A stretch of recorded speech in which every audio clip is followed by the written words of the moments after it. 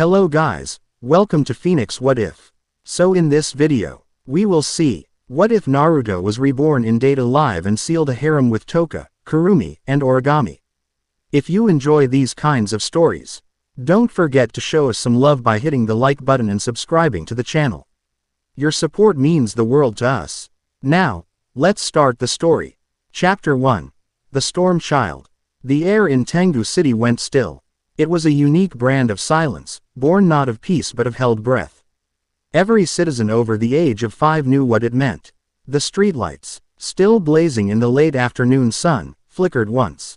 In the distance, a civil defense siren began to wail, a mournful, rising cry that was quickly joined by a chorus of others, blanketing the metropolis in a symphony of impending doom.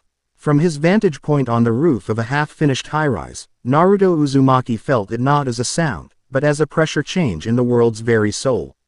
He closed his eyes, the warm breeze ruffling his spiky, sun-bleached blonde hair. He wasn't wearing the proud robes of a Hokage anymore, just a simple black t-shirt, dark cargo pants, and worn boots. The time of duty had been traded for a quiet anonymity he was still getting used to. This world was loud, not in its sounds, but in its emotions. They bled into the atmosphere, raw and unfiltered. Fear was a metallic tang in the air. Anxiety was a low hum beneath the pavement. And what was coming now? It was different. It felt like a needle punching through the fabric of reality. He opened his eyes, their cerulean blue now holding the cross-slitted pupils of sage mode. He didn't need to be taught how to access it in this new life. It was as natural as breathing, a fundamental part of who he was. Through it, he saw not buildings and streets, but the flow of life, the energy of the world. And in the sky to the east, a tear was forming. A spiraling vortex of non-space, a churning wound of impossible colors that bled into the familiar blue. The spacequake alarm reached its crescendo. Below, the streets were a blur of motion as people, practiced, terrified, flowed like water toward the nearest underground shelter. Cars were abandoned mid-lane. A child's dropped ice cream cone melted on the hot pavement, a small, forgotten tragedy. Naruto remained perfectly still, a statue of calm amidst the chaos. He'd arrived here a few weeks ago, disoriented and aching with the memory of a final, heroic death. He'd woken up in an alley, younger, his body thrumming with a refined, purer version of the power he had mastered, and a single, resonant purpose whispered into his soul by a force he couldn't name: balance it. He was still figuring out what it was, but he had a growing suspicion. The vortex imploded. A silent, concussive wave of force erupted outwards, shattering the windows of skyscrapers for miles. The shockwave washed over Naruto, not as a physical blow, but as a ripple of pure energy. It didn't harm him. To his senses, it was like being doused in cold water. And at the epicenter of that blast, a new energy signature bloomed. It was immense, a towering inferno of power that dwarfed anything he had sensed in this world. But beneath the raw, destructive force, he felt something else.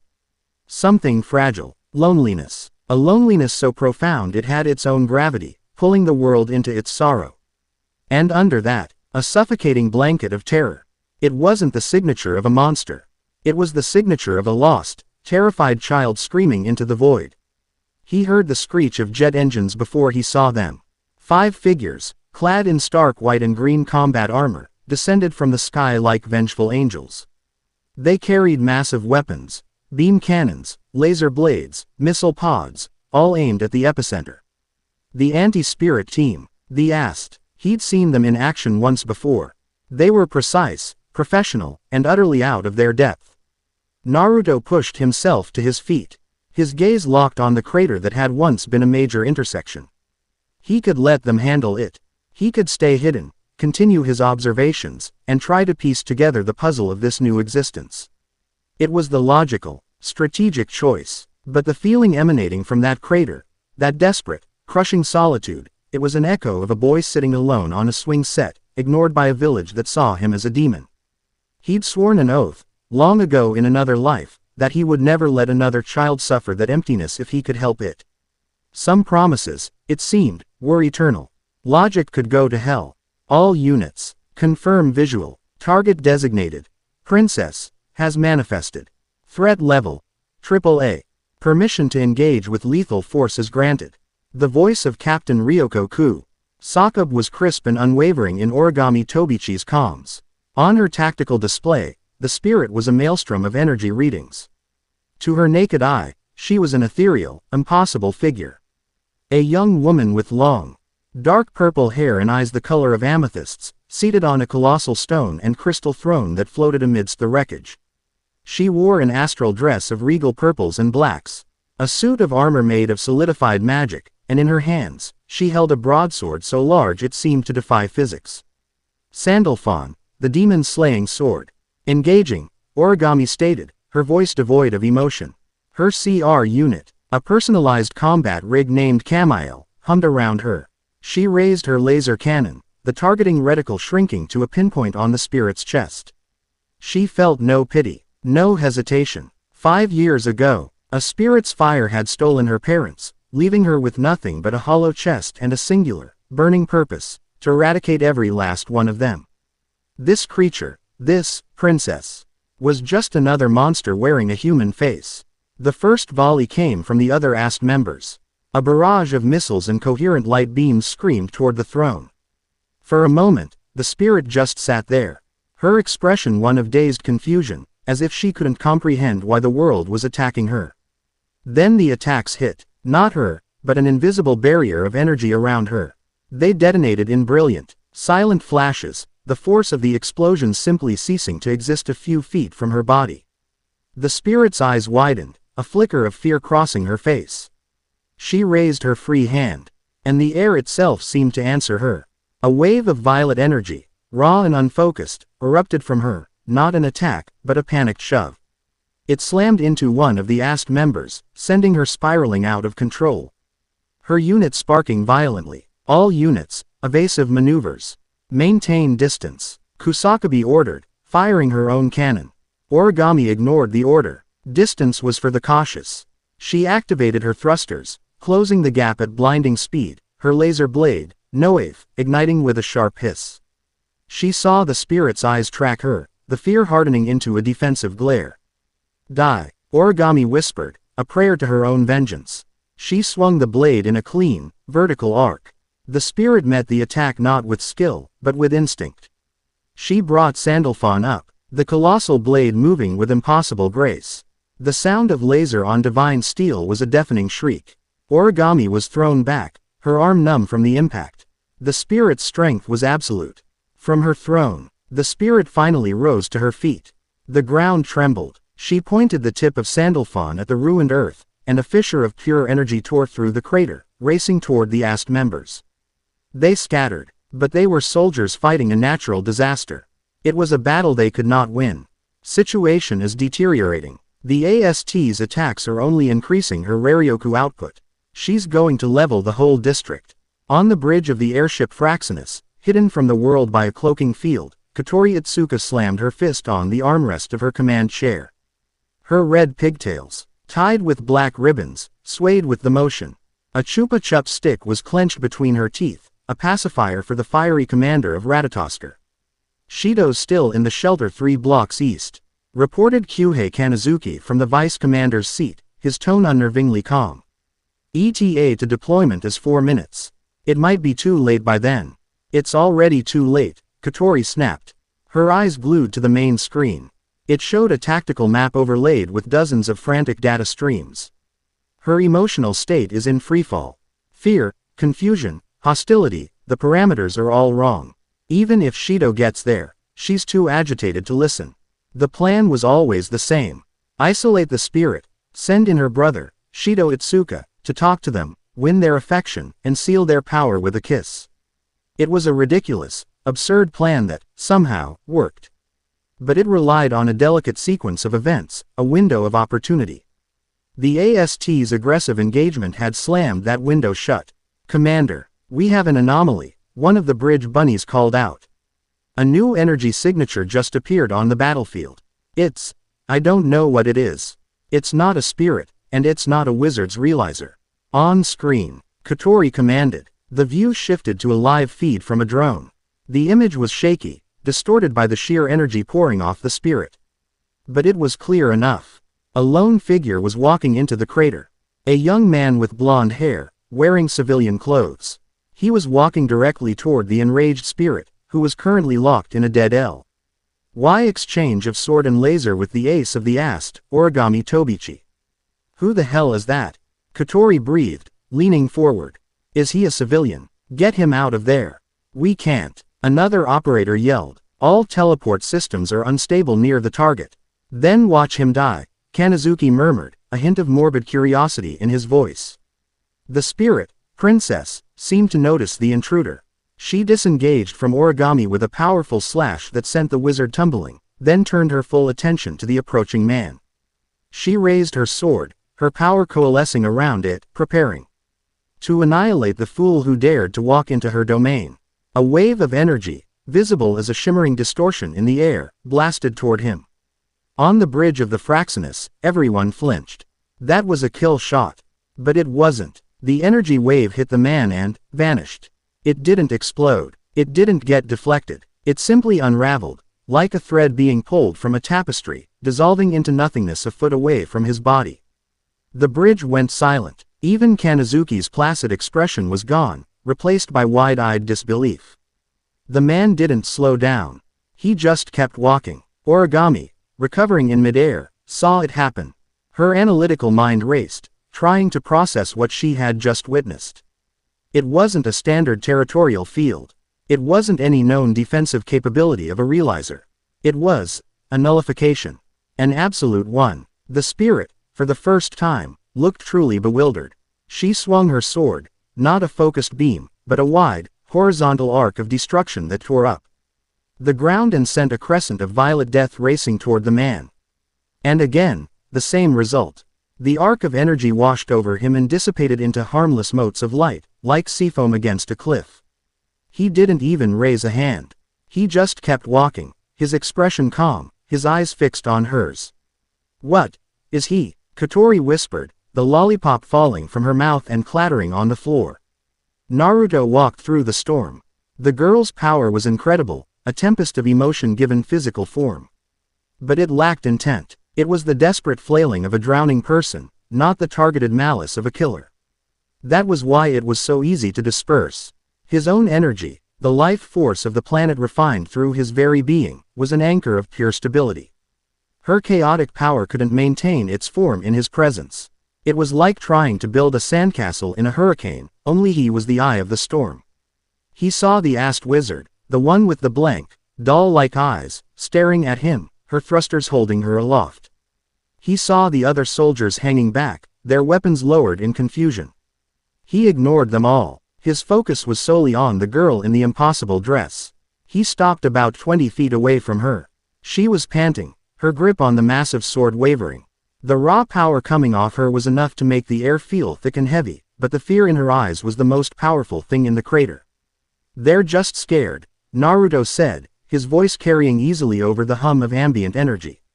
It wasn't a shout, it was a simple statement. The spirit flinched, taking a half step back. Who are you? She asked, her voice trembling, laced with suspicion. Are you here to kill me too? No, he said simply. He took another step forward. She tensed, raising her sword again.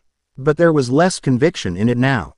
I'm not. Liar, she cried, and another wave of power pulsed from her.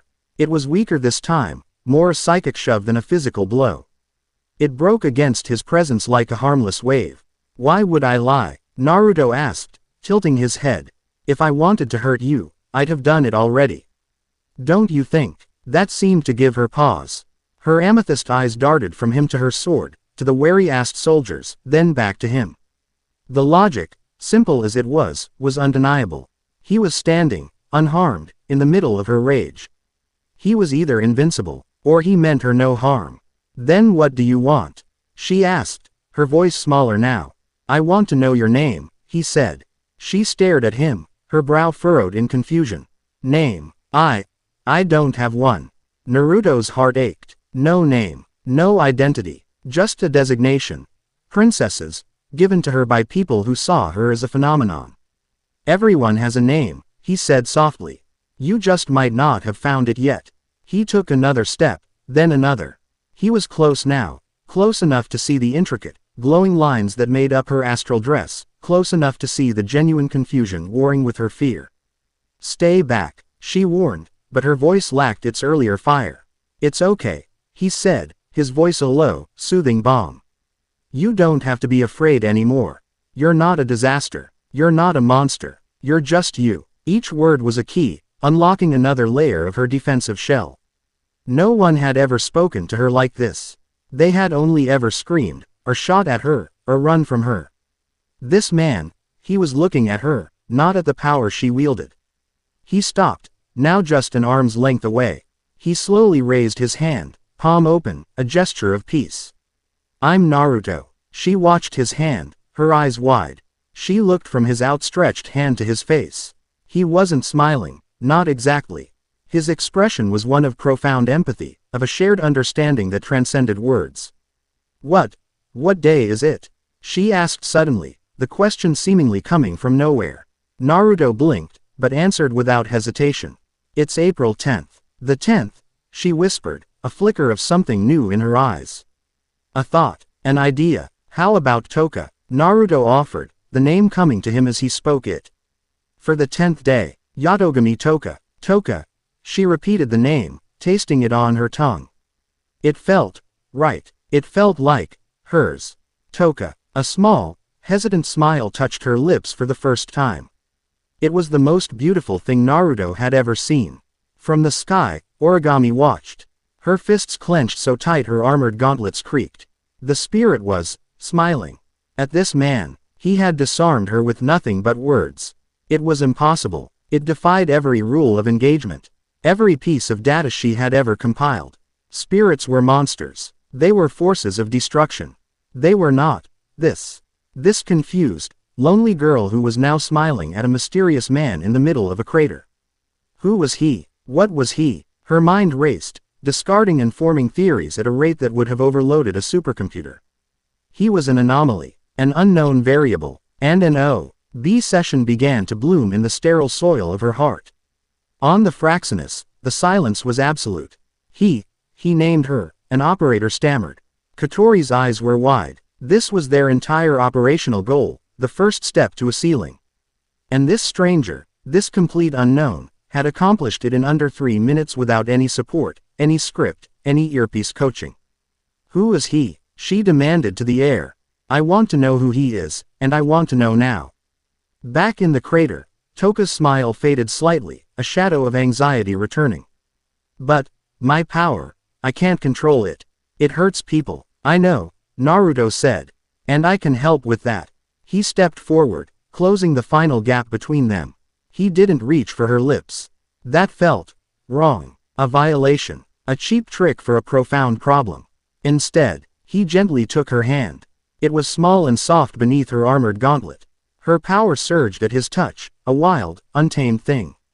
He felt it try to invade him, to overwhelm him, but his own energy met it, calmed it, contained it. Then, he placed his other hand flat against her chest, directly over her heart. Tohka gasped, her eyes flying wide open. She felt a warmth spread from his palm, a gentle, soothing heat that seeped past her astral dress, past her skin, and into her very soul. It wasn't taking anything from her. It was connecting. Naruto closed his eyes. The seal formula wasn't something he drew. It was something he became. An impossibly complex pattern of glowing, golden lines, intricate as a galaxy, spread out from the center of his own chest, racing down his arm. It flowed from his palm and onto her, not as an imprint, but as a connection. The light was brilliant but gentle. He felt her power, the raging, chaotic sea of Raryoku. But he didn't try to suppress it or take it. He wasn't a vessel. He was an anchor. He found the storm-tossed core of her being and drove a metaphysical anchor into it, an anchor forged from his own life force. He took the instability, the rage, the fear, the very things that caused spacequakes and inversions, and drew them into himself. The seal on his arm flared, absorbing the chaotic overload, stabilizing it, and grounding it within his own balanced system. The effect was instantaneous. The immense pressure that had saturated the air vanished. The faint, violet glow around Tohka flickered and died. The colossal broadsword, Sandalphon, dissolved into motes of light. Her regal armor of purple and black crumbled away like dried leaves, revealing the simple blue and white sailor-style uniform of Tengu City's high school. The world went quiet. The last siren sputtered into silence. Tohka swayed on her feet, the sudden absence of a billion tons of spiritual pressure leaving her dizzy and weak. Naruto caught her easily, his arm wrapping around her shoulders to support her. She leaned against him, her head resting on his chest, utterly exhausted. She could feel the steady, powerful beat of his heart. It was the most reassuring sound she had ever heard. "It's quiet," she whispered, her voice filled with awe. For the first time since her existence began, the screaming storm inside her was gone. There was only peace. "Yeah," Naruto said softly, his hand still resting on her back. "It is." As the seal settled, a phantom sensation brushed against his consciousness. It wasn't from Tohka, it was from elsewhere. A tear in his mind's eye, and for a fraction of a second, he saw a vast, empty sea of silver. Floating in its center was a woman with impossibly long, flowing hair the color of starlight, her form indistinct, ethereal. Her eyes, filled with an ancient, cosmic sorrow, seemed to look directly at him, through him. A single word echoed in the depths of his soul, a possessive, mournful whisper. "Mine." The vision was gone as quickly as it came, leaving behind a cold dread that had nothing to do with the day's events. He pushed it aside, a problem for another time. Right now, the girl in his arms was the only thing that mattered. He felt the gazes of the AST soldiers on him. He felt the unseen eyes of the ship in the sky. They would have questions. They would have demands. They would try to take her, study her, control him. He looked down at Tohka, who was peering up at him, her amethyst eyes filled with a pure, undiluted trust that was both a gift and a heavy responsibility. "Naruto," she said his name, a confirmation of her new reality.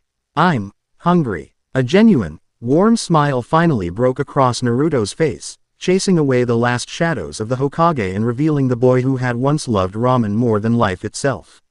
Some things, it seemed, never changed. "All right," he said, his arm still securely around her. "Let's go get you some food." Ignoring the dumbfounded soldiers in the sky and the frantic commands he could faintly hear being shouted on the invisible airship, Naruto Uzumaki, the anchor, the anomaly, began to walk out of the crater with the world's most powerful spirit leaning on his shoulder. His first promise in this new world already made, and already kept. The hard part was just beginning. Chapter 1 End. Chapter 2. The Clockwork Phantom. The first casualty of saving the world, Naruto discovered, was his wallet. Tohka ate with the kind of single-minded, joyous devastation that a tsunami reserves for a coastal village. Her appetite was a force of nature, a vortex of consumption that left a trail of empty bowls, plates, and bewildered chefs in its wake. In the 3 days since he'd walked her out of that crater, Naruto had learned that her power might have been sealed. But her stomach was an extra-dimensional space of infinite capacity. They were currently seated in a family restaurant, a cozy booth that was rapidly becoming a staging ground for a culinary war of attrition. A mountain of empty dishes stood testament to Tohka's victory. She was now meticulously working her way through a towering parfait, her amethyst eyes sparkling with a delight so pure it was almost blinding. "This is amazing, Naruto," she exclaimed, a bit of cream on her cheek. "This parfait, it is a treasure of humanity." "Glad you like it, Tohka," Naruto said, a wry smile on his face as he nursed a simple glass of water. He'd learned quickly that eating alongside her was a fool's errand. It was better to simply sit back and manage the logistics. And the finances. His new life came with a surprisingly well-funded bank account, a stipend for services rendered, from a mysterious benefactor he had yet to identify. He suspected it was the same entity that sent him here. It was a good thing, too. Feeding Tohka on a normal salary would require taking out a second mortgage on a city. A third figure sat with them, silent and watchful. Origami Tobichi. After the incident, she hadn't returned to the AST. Instead, she had followed him. Not aggressively, but with the quiet, relentless persistence of a shadow. When he'd finally turned and asked her what she wanted, she had stated, with no emotion whatsoever, "I am observing the anomaly." He'd sighed and told her it was a free country. She had taken that as an invitation. She was now a permanent fixture at a slight, unnerving distance. Yesterday morning, she had been waiting outside his apartment door when he woke up. He'd just shrugged and let her in. Now she sat opposite Tohka, a cup of untouched coffee cooling in front of her. Her pale eyes flicking between him and the former spirit, her mind almost audibly whirring as she processed data. Tohka, for her part, viewed Origami with a simple, undisguised suspicion. Why is she here? She'd asked earlier, pointing her spoon accusingly. She tried to kill me. She's thinking, Naruto had replied simply.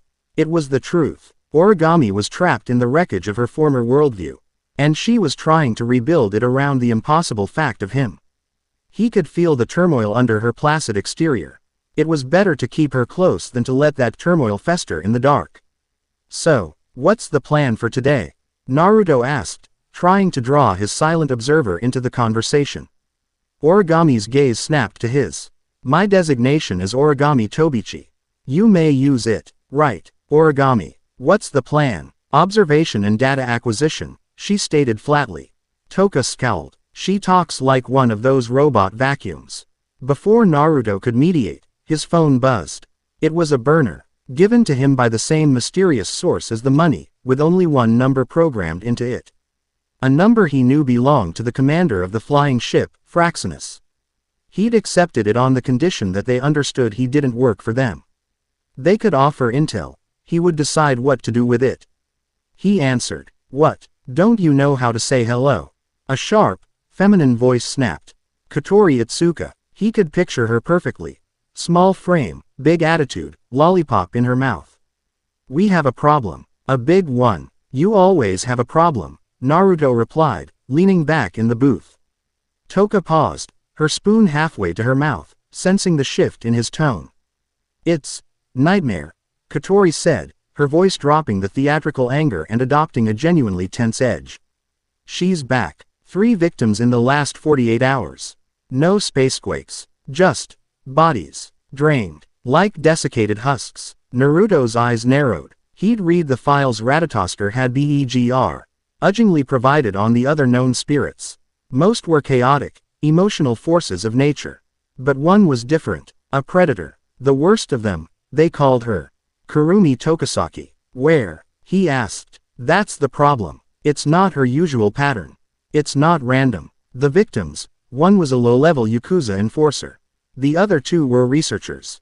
Both used to work for Dem Industries before being fired for ethical violations. Kotori's voice was tight with confusion. She's not just killing, she's hunting. And you want me to go play hero, Naruto stated, not a question. We want you to seal her before she kills again. Kotori shot back. Shido is on standby, but her profile is, he can't approach her. She kills humans without a second thought. You're the only one who can get close. Naruto went silent, his sage mode flaring to life for a fraction of a second, unnoticed by anyone but Origami, whose eyes widened slightly. He wasn't looking at the restaurant anymore. He was expanding his senses, letting the life energy of the city flow through him. He was searching for a specific kind of wrongness. A void. When a person died, their life energy faded, returning to the world like water evaporating. But Kotori's description, desiccated husks, that suggested something else. Theft. Send me the locations of the bodies, Naruto said, his voice now cold and clipped, the easygoing man from a moment ago gone. Replaced by the cage. I just did. Naruto, you have to be careful. She's not like Princess. She's a killer. She will not hesitate. Neither will I, he said, and ended the call. He stood up, tossing a few bills onto the table that would more than cover the feast. Tohka looked up at him, her parfait forgotten, a worried frown on her face. Naruto, what's wrong? Work, he said simply. He looked at her, then at Origami. You two, go back to the apartment. Lock the door. Don't open it for anyone but me. I'm coming with you, Tohka declared, her chair scraping as she stood.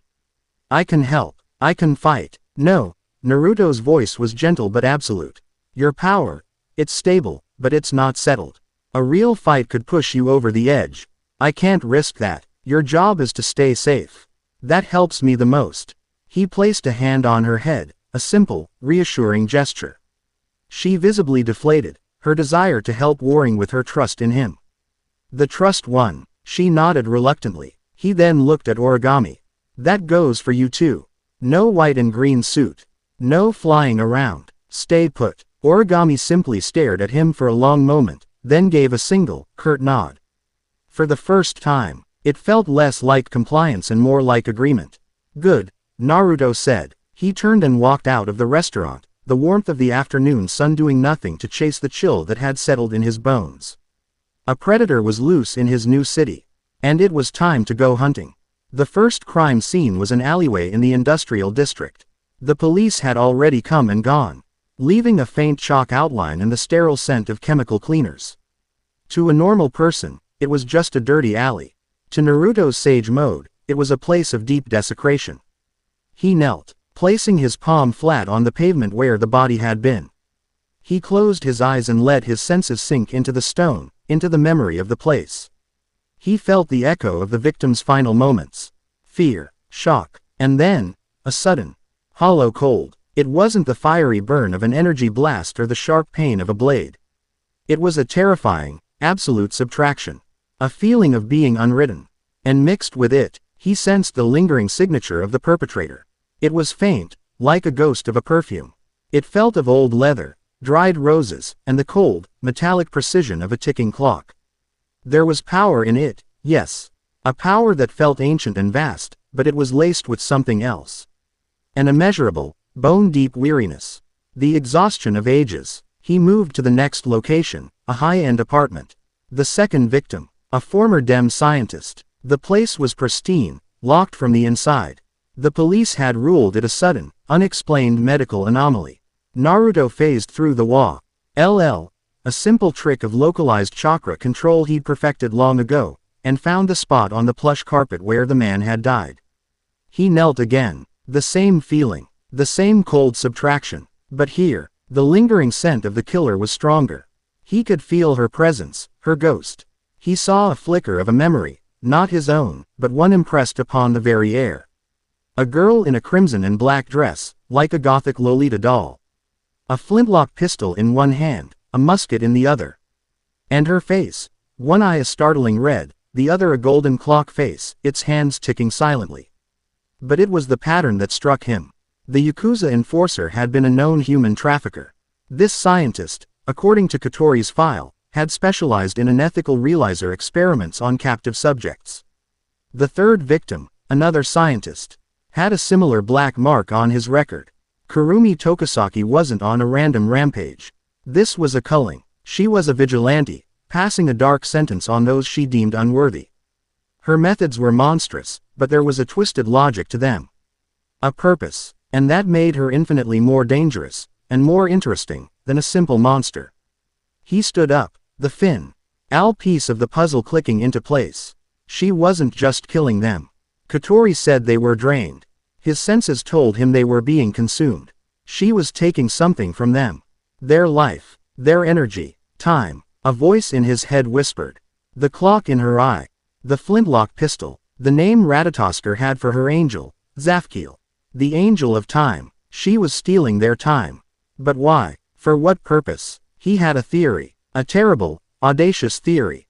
You don't collect spare change unless you're saving up for something big. Now he knew her methods and he had a glimpse of her motive. The only thing left was to find her. A normal person would be impossible to track. But a spirit, even one trying to hide, was a star in a dark sky to his senses. Her energy, that signature of old clocks and sorrow, was a beacon. He just needed to filter out the noise of the city's 7 million other souls. He walked out onto the apartment's balcony, leaping onto the railing. He closed his eyes, took a deep breath, and let his own energy signature flare, just for a second, like a sonar ping. He wasn't projecting power, he was projecting presence. A statement. I am here, I am looking for you. For a moment, there was nothing. Then, he felt it, a response, a flicker of that same ancient, weary energy from across the city. It was a spark of surprise, of curiosity. A predator turning its head, having heard a new, interesting sound in its hunting ground. The location was Raizen High School. Naruto smiled grimly. Theatrical. He appreciated that. He leapt from the balcony, landing silently on the rooftop of the next building. and began to run. He flowed over the urban landscape, a silent, golden-haired ghost moving with a speed and grace that defied physics, a hunter closing in on his prey.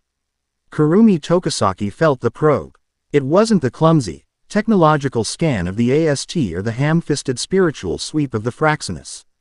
This was different. It was a ripple of pure, serene energy that washed over the city, a single, clear note in a symphony of noise. It wasn't hostile. It was inquisitive. It was the psychic equivalent of a polite knock on the door. She was standing in the shade of a cherry blossom tree on the grounds of Risen High, dressed in the school's uniform. It was a perfect disguise, allowing her to move with an anonymity she cherished. She had enrolled as a student just this morning, a necessary step for her next target. But this was an unexpected variable. She tilted her head, a small, knowing smile playing on her lips. She let a sliver of her own energy flare in response, a silent acknowledgement. I hear you. She had watched the events at the crater 3 days ago from a safe distance, hidden within the shadow of a crumbling building. She had seen the blonde man walk through Princess's storm. She had seen him pacify the rampaging spirit with nothing but words and a touch. She had seen the golden seal spread across his arm, an elegant piece of spiritual engineering that baffled her. He hadn't absorbed the spirit's power, as she did with her victims. He had anchored it, stabilized it. It was a technique she had never encountered in her centuries of existence. He was a mystery, and Kurumi adored mysteries. She sensed him approaching, a streak of silent motion across the rooftops. Fast, incredibly fast. He wasn't using a realizer. This was his own physical ability. Another fascinating detail, she didn't run. She turned and began to walk toward the school's main building, her movements calm and graceful. Let him come. She was curious to see at the man who tamed a hurricane would do with a nightmare. Naruto landed on the roof of the school gymnasium, silent as a falling leaf. He scanned the grounds below. Students were milling about, classes having just let out. And there, walking among them, was the girl from the psychic echo. Long black hair tied in low twin tails, a slender, elegant frame. From this distance, she looked like any other student. But to his sage mode, she was a void wrapped in ancient power. He saw her glance up, not directly at him, but at the roof, a subtle acknowledgement. She knew he was here. The game was afoot. He vanished from the rooftop, reappearing in a flicker of motion in a shadowed alcove on the ground floor, just ahead of her path. As she rounded the corner, he stepped out, blocking her way. Kurumi Tokasaki, he said. It wasn't an accusation. It was a simple statement of fact. She stopped, her expression a perfect mask of polite confusion. I'm sorry, she said, her voice a melodious, silken thing. Have we met? Her one visible eye, the red one, held a hint of amusement. The other, her left, was hidden behind her long bangs. She was playing a role, and she was playing it well. We haven't, Naruto replied, his own expression unreadable, but I felt your work in a few places around the city. You're messy. You leave echoes. Kurumi's smile widened slightly, the polite confusion melting into genuine, predatory curiosity. Oh, and what is it you think I've done? You're collecting, Naruto said, taking a step closer. The students flowing around them in the hallway didn't seem to notice their quiet, intense standoff. It was as if they were in their own pocket of reality. Time. You're taking it from people. Not just anyone, though. People you think deserve it. Rapists, murderers, crooked scientists. You're a reaper with a personal ledger. The amusement in her eye was now joined by a flicker of genuine surprise. He saw past the monster. He saw the motive. This was not the reaction she was used to. My, she purred, tilting her head. You're much more clever than the usual brutes who come after me. They just scream about justice and shoot missiles. It's dreadfully boring. She took a step closer to him. Her movements fluid and hypnotic. Tell me, mister, you have me at a disadvantage. I don't know your name. Naruto. Naruto, she repeated, tasting the word.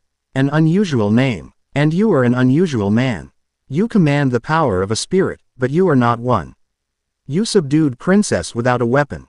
What are you? The one telling you to stop, he said, his voice dropping low.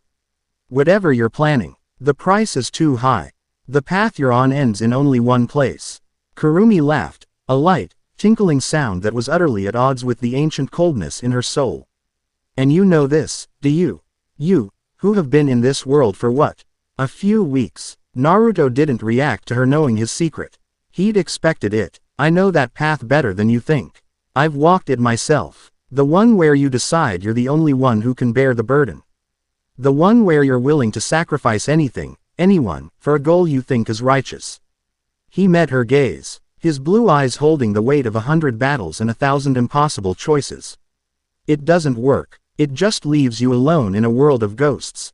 For the first time, Kurumi's playful facade cracked.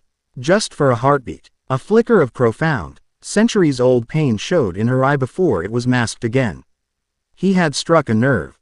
A deep one. You speak with such certainty, she whispered, her voice losing its playful edge and gaining a dangerous silkiness. Perhaps you need a lesson in the realities of this world. She raised a delicate, pale hand. Come, Zafkiel. Behind her, a colossal clock face materialized, shimmering into existence like a heat haze. It was golden, intricate, and pulsed with an immense, terrifying power. The Roman numerals glowed with an ominous light. As she spoke, she pulled an ornate flintlock pistol from a ripple of shadow at her side. You see, Naruto, she said, her smile turning sharp and predatory, I have a mission. A goal that transcends your simplistic morality.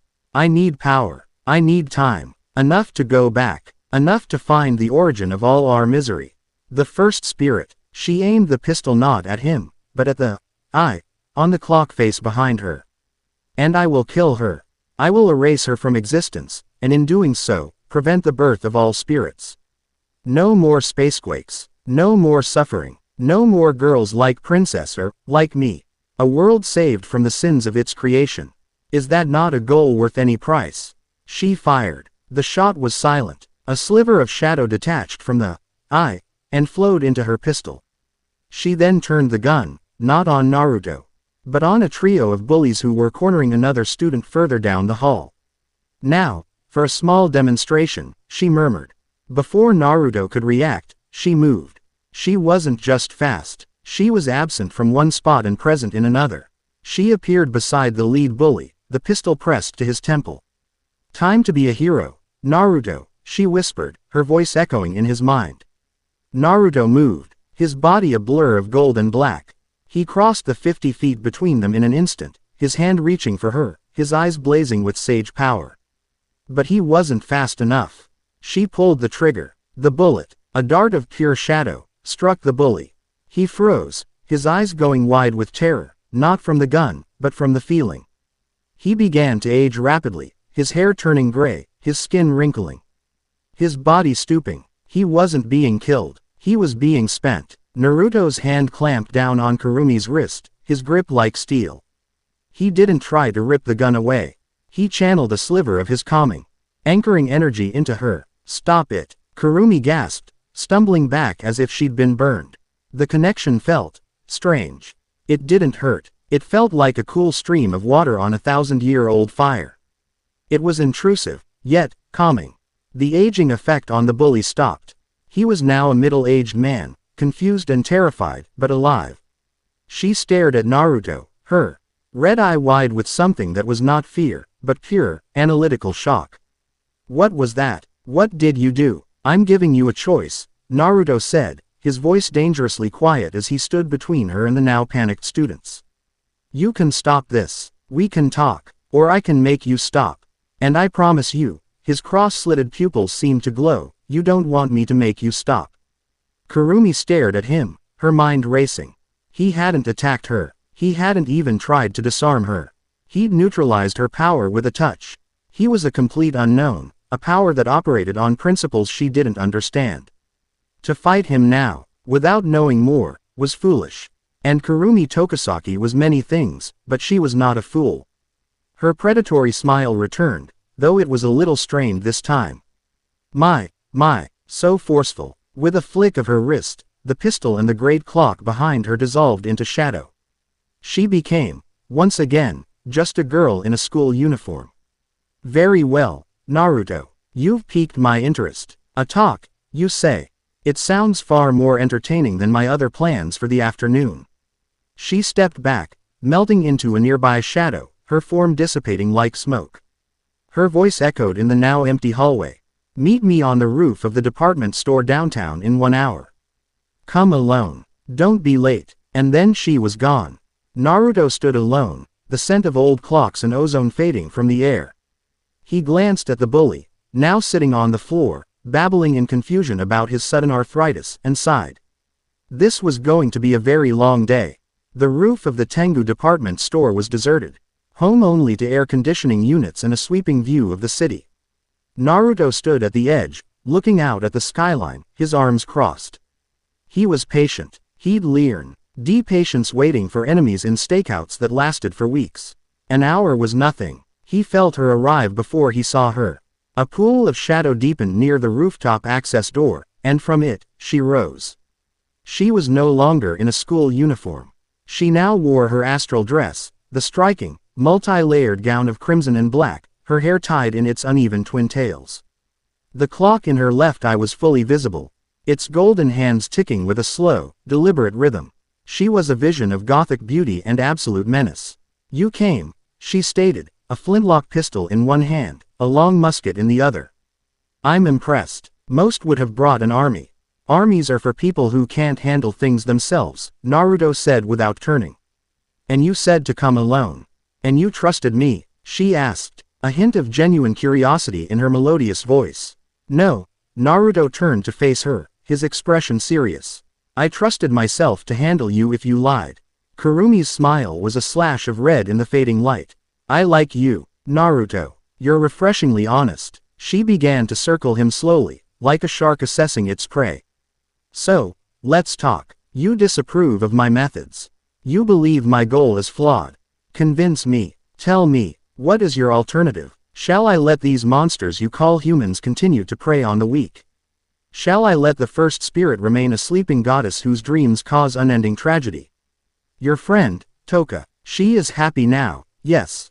Because of you. But what of the next spirit? And the one after that? How many more must suffer before the source is dealt with? You're assuming your plan would even work, Naruto countered, turning to keep her in his sights. You kill the first spirit. What happens then? Do we all just wink out of existence? Does reality unravel? You're gambling with the entire world on a theory. My way saves the person in front of me. It's not a grand theory. It's a fact. I saved Tohka. I can save others. You delay the inevitable. Kurumi snapped, her playful tone vanishing, replaced by a flash of raw frustration. You are patching a leaking dam with your fingers, one hole at a time, while I am trying to drain the ocean. My way offers a permanent solution. There are no permanent solutions in a world of people, Kurumi, Naruto said, his voice softening. There is only today, and the choice to make it better than yesterday. You're not saving anyone. You're running from your own pain. How long have you been doing this? 100 years. 200. You've seen so much pain that you've forgotten what it is you're trying to protect. Her circling stopped. She was directly in front of him now, the musket aimed loosely at his chest. The clock in her eye seemed to spin faster. You know nothing of my pain, she whispered, her voice trembling with a barely controlled rage. I know it's the only thing keeping you going, he replied, his gaze unwavering. And I know it's going to destroy you. Kurumi's control finally broke. It wasn't a grand attack. It was a single, impulsive act. A flicker of shadow, and a clone of herself appeared behind Naruto, a pistol already leveled at his head.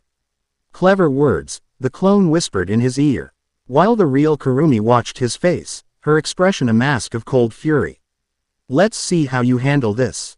The clone pulled the trigger. The bullet, a condensed bolt of shadow and stolen time, slammed into the back of Naruto's head. The sound was a dull thud. Naruto didn't even flinch. He didn't move. The bullet flattened against his skull and simply ceased to be its temp. Oral energy absorbed and neutralized by the passive shield of his sage chakra. It was like throwing a rock at a mountain. The clone's eyes went wide with disbelief. The real Kurumi's jaw went slack. Naruto slowly turned his head, looking at the clone over his shoulder. Was that supposed to hurt? Before the clone could react, he grabbed its arm, twisted, and threw it directly at the original Kurumi. The clone dissolved into shadow just before impact. Naruto was now in front of her, his hand reaching out, not in attack, but palm open. I'm not your enemy, Kurumi. Kurumi stared, first at him, then at the spot where her clone had vanished. Her mind, for the first time in centuries, was reeling. He was immune to her power. He was physically superior. He had dismantled her philosophy and weathered her attack without a scratch. He wasn't a brute. He wasn't a fool. He was something new. What do you want from me? She asked, her voice barely a whisper. The guns in her hands felt suddenly heavy, useless. A partnership, Naruto said. You want to find the first spirit. So do I. But not to kill her. To understand her. To find another way. You have information. Centuries of it. I have the power to face what's coming. Together, we have a chance to find a real solution. One that doesn't involve genocide or sacrificing yourself for a gamble. He was offering her an alliance. Her, the nightmare, the spirit who had killed more than 10,000 people. He wasn't trying to seal her. He wasn't trying to redeem her. He was offering her respect. She looked at his outstretched hand, then back at his face.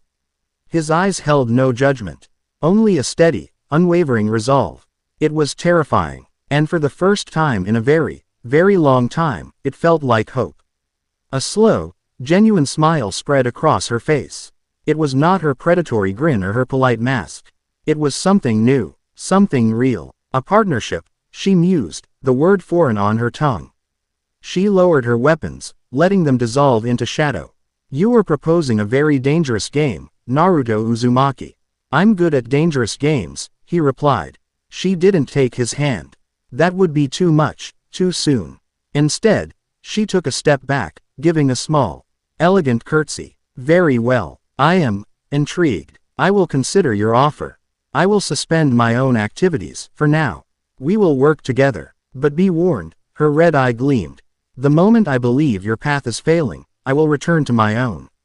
Without hesitation. Fair enough, Naruto said, lowering his hand. And one more thing, she added, her playful tone returning. This alliance requires trust, and the best way to build trust is through shared experience. She glided closer, her voice dropping to a conspiratorial whisper. Let's go on a date. Naruto blinked. Of all the possible outcomes of this confrontation, that was the one he had not anticipated. He returned to the apartment well after dark. The lights were on. As he opened the door, he was greeted by a scene of domestic chaos. Tohka was sitting on the floor, surrounded by empty instant noodle cups, looking forlorn. Origami was sitting at the small dining table, disassembling and cleaning a stand. Dart issue asked pistol with terrifying efficiency, the parts laid out on a cloth with geometric precision. Tohka's head snapped up the moment he entered. Naruto. She jumped to her feet and ran to him. Her expression a mix of relief and accusation. You're late. I was worried. I ate all the emergency food. I can see that, he said, patting her head. Sorry. Work ran long. Did you fight the bad spirit? She asked, her voice small. We talked, Naruto said. Talked. Tohka looked confused. But she's a bad guy. It's complicated, Naruto sighed. He looked over at Origami, who had paused in her cleaning. Her pale eyes fixed on him. Her energy signature is near, Origami stated. Not hostile. Inquisitive. There is a secondary layer to it. A possessive quality. Naruto wasn't surprised she could sense that. The girl was a prodigy. We came to an agreement. Before he could elaborate, his phone rang again. Kotori. He answered with a sigh. I'm busy. Don't hang up, she shouted, her voice tinny through the speaker. My sensors went crazy all afternoon. First you, then Nightmare, then you both flared up on the school grounds. What happened? Did you seal her? No. What do you mean, no? Did you fight her? Is she contained? No. We have an arrangement. There was a long, dead silence on the other end of the line. Naruto could almost hear the gears grinding in Kotori's head. An arrangement with Kurumi Tokisaki. Are you insane? I'm not your soldier, Kotori, Naruto said, his voice hardening. I'm not Shido. I don't follow your playbook. Kurumi is an asset now, not a target. She's working with me. You will classify her as neutral and order your people, and the asked, to stand down. Am I clear? The sheer authority in his voice left no room for argument. It was not a request. It was the command of a cage. A leader who had sent armies to war. Crystal, Katori finally managed to say, her voice barely a whisper. But if this goes sideways, Naruto, it's on you. Everything is always on me, Naruto said, and hung up. He felt a profound weariness settle over him. He had averted one crisis, only to set the stage for a dozen more. He had a hungry, emotionally dependent ex-spirit, a traumatized super soldier for a roommate, and had just forged a tentative alliance with a mass-murdering temporal phantom. He glanced around the small apartment. This was his life now. This was his team, a broken angel, a clockwork killer, and a silent, obsessive soldier. And him, their anchor. A faint smile touched his lips. It was insane. It was impossible. It was a start. Meanwhile, in the darkened penthouse of the Dem Industries building, Isaac Westcott watched a replay of the events on the school rooftop, a glass of red wine swirling in his hand. Ellen Mathers, his loyal adjutant, stood silently beside him. Fascinating, Westcott murmured, his eyes gleaming with intellectual hunger. He didn't fight her. He didn't seal her. He recruited her. He took a sip of wine. His energy, it doesn't conform to any known laws. It nullifies, it stabilizes, it persuades. It is not the power of a spirit born of Saphira. It is something else, something primordial. He is a threat to our plans, Sir Isaac. Ellen stated, her voice sharp. He has taken Princess and now he has compromised Nightmare. He must be eliminated. Westcott let out a low, satisfied chuckle. Eliminated. Ellen, my dear, you lack vision. He is not an obstacle. He is the most glorious, unpredictable variable to be introduced into this experiment in centuries. He is making things infinitely more interesting. He turned from the screen, his gaze distant, looking out over the glittering lights of the city he planned to unmake. Do not engage him, Westcott ordered. Continue with the preparations for Project White Licorice. Observe him, study him, understand him. I want to know what happens when a force of absolute stability meets a force of absolute chaos. Let the sage and the nightmare have their dance. We will be watching. Chapter 2 End. Chapter 3. The Unforgiving Angel. Vengeance was a cold, quiet room. For Origami Tobichi, that room was her apartment. It was sparse, militaristic, and devoid of personality. Save for one wall. That wall was a shrine. Not to a god, but to a ghost. It was covered in data printouts, grainy satellite photos, energy readings, and blurry stills from combat recorders. At the center of it all was a single, charred photograph of two smiling adults, their faces happy and bright. Her parents. Surrounding their photo, like a web of accusation, was every piece of information she had ever gathered on the spirit that had killed them. Its code name was Afreet, a creature of flame and fury that had burned a section of the city to the ground 5 years ago, taking her world with it. For 5 years, this wall had been her purpose. Every spirit she fought, every monster she tried to destroy, was just a stand-in for the one she could not find. They were all the same. They were all guilty. Now, a new section of the wall was growing. It was dedicated to a single, infuriating anomaly, Naruto Uzumaki. She had printouts of his energy signature from the crater, a stable, serene waveform that was the antithesis of a spirit's chaotic scribble. She had audio logs of his conversation with Tohka, his voice a calm anchor in a sea of terror. She had a frame-by-frame breakdown of his confrontation with Kurumi Tokisaki at the school, where a bullet made of pure temporal energy had simply ceased to exist upon contact with him. None of it made sense. He broke the rules. He commanded a spirit's loyalty without sealing her power in the conventional way. He negotiated with a mass murderer. He possessed physical abilities that defied explanation and an RGY that was a void in all known magical theory. Her working hypothesis was simple and terrifying. He was not a savior. He was a new kind of spirit, a higher order of monster. One that operated not with overt destruction, but with subtle manipulation. He hadn't saved Tohka.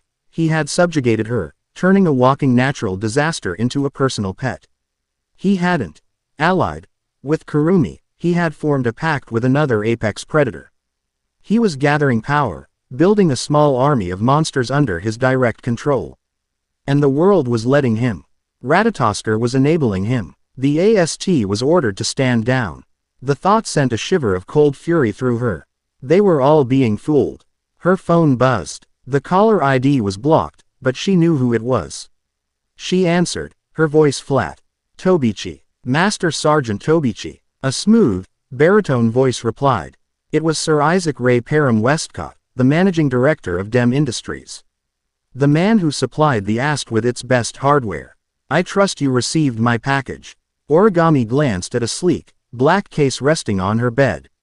It had been delivered by a discreet courier an hour ago. I have it. Good. Westcott's voice was laced with a pleasant, almost fatherly tone that made her skin crawl. I've been reviewing your combat data, Origami. Your skill is exquisite. Your dedication, absolute. You are, without a doubt, the finest wizard of your generation. It is a tragedy that your superiors are hamstringing you, forcing you to stand by while a new, unprecedented threat gathers strength in your city. He knew. Of course he knew. DEM's intelligence network was legendary. They do not see him for what he is, Origami stated, her voice tight. Precisely, Westcott agreed. They see a miracle. You and I, we see a wolf in sheep's clothing. He has pacified Princess and Nightmare, two of the most powerful pieces on the board. He is an unacceptable variable in the equation of global security. An equation that DEM is committed to solving. He paused, letting his words sink in. The AST's standard CR units are insufficient to challenge him. You saw that yourself. He nullifies conventional magical energy. What you need is something unconventional. Something that operates on a different axis of power. Origami's gaze fell back to the black case.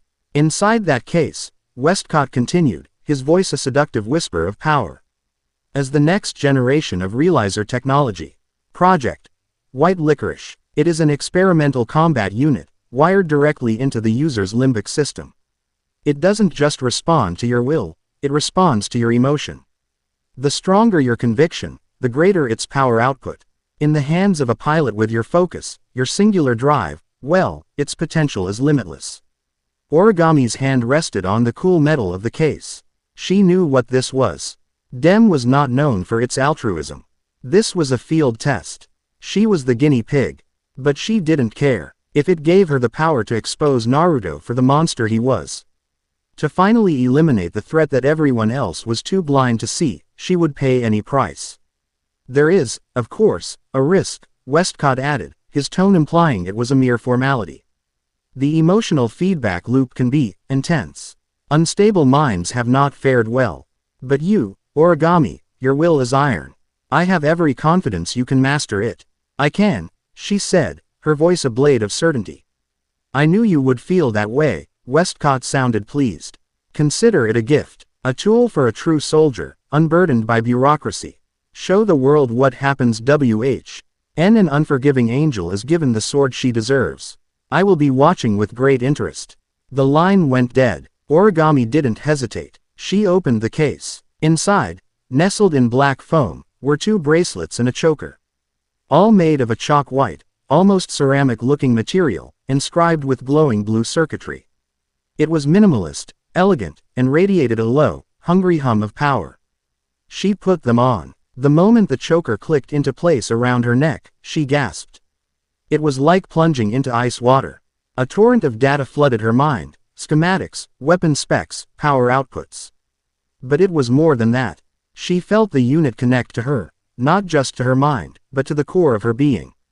It found the cold, hard nugget of her grief and rage, the engine that had driven her for 5 years. And it began to draw on it. A suit of brilliant, bone-white armor materialized around her, sleek and predatory, with glowing blue lines mirroring the circuitry on the control devices.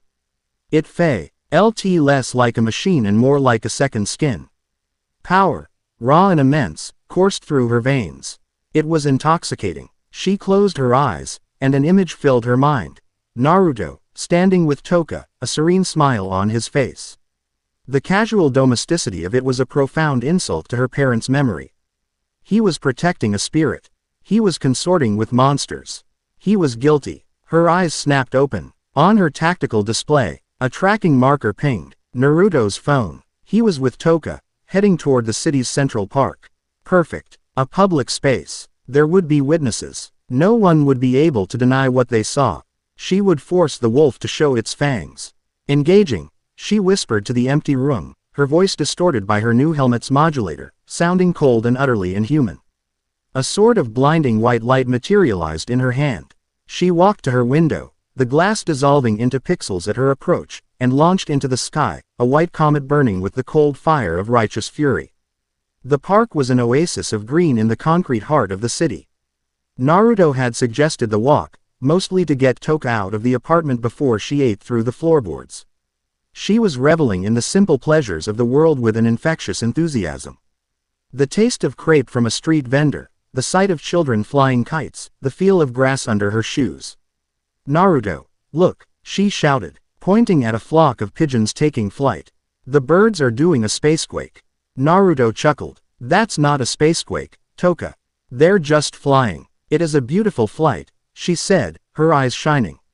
She was happy. The constant, thrumming anxiety that had defined her existence was gone, replaced by a simple, profound joy.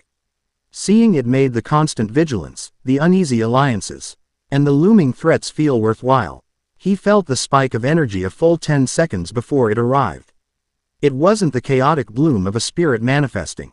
This was different. It was sharp, focused, and cold as a tomb.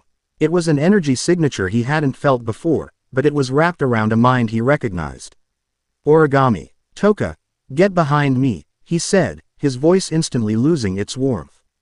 Tohka's smile vanished. She saw the look on his face, the look he'd had in the crater, and knew this wasn't a game.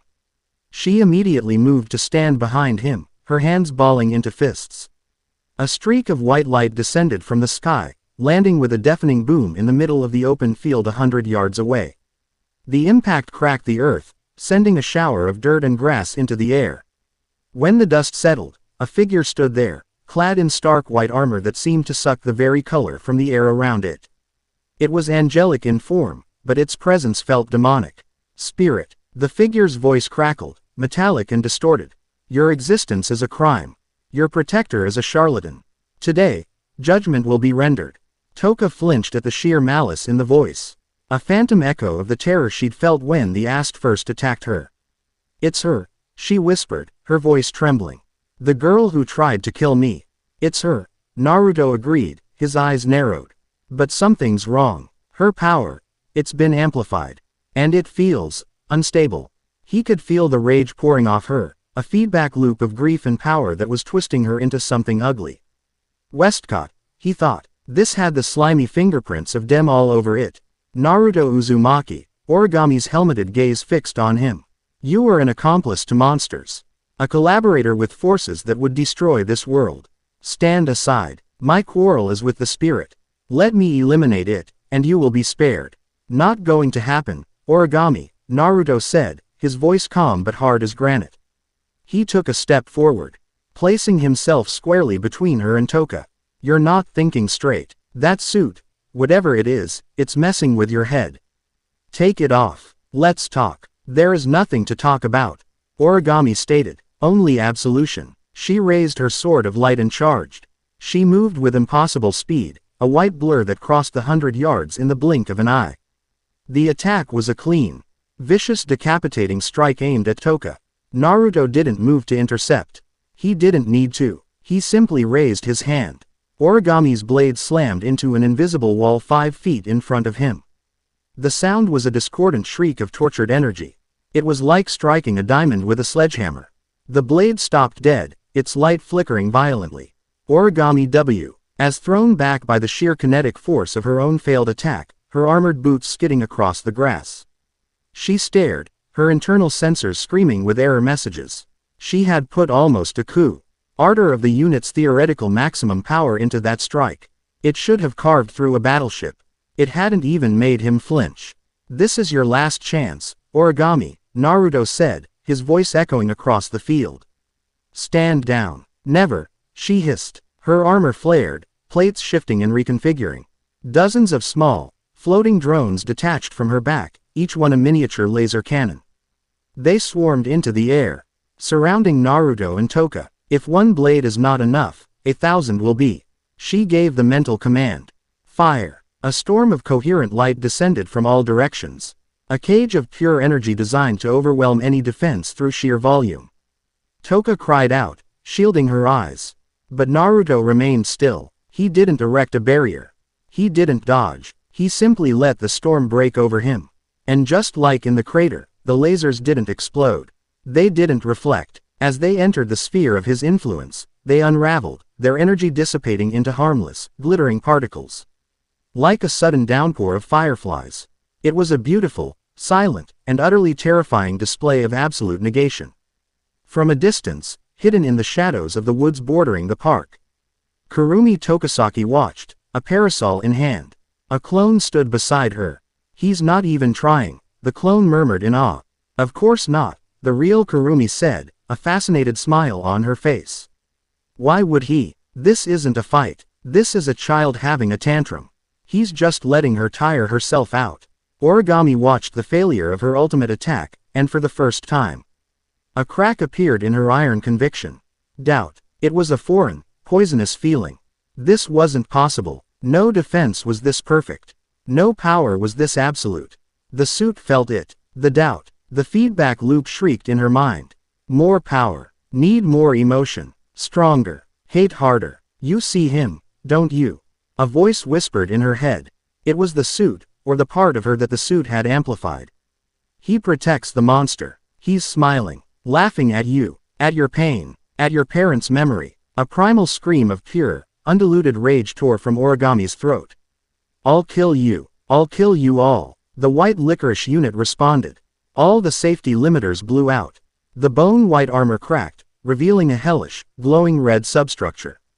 The sleek, angelic form became monstrous, hunched, and broken. Its power output skyrocketed past all theoretical limits, creating a gravity distortion around her that ripped trees from the ground. She was no longer a wizard.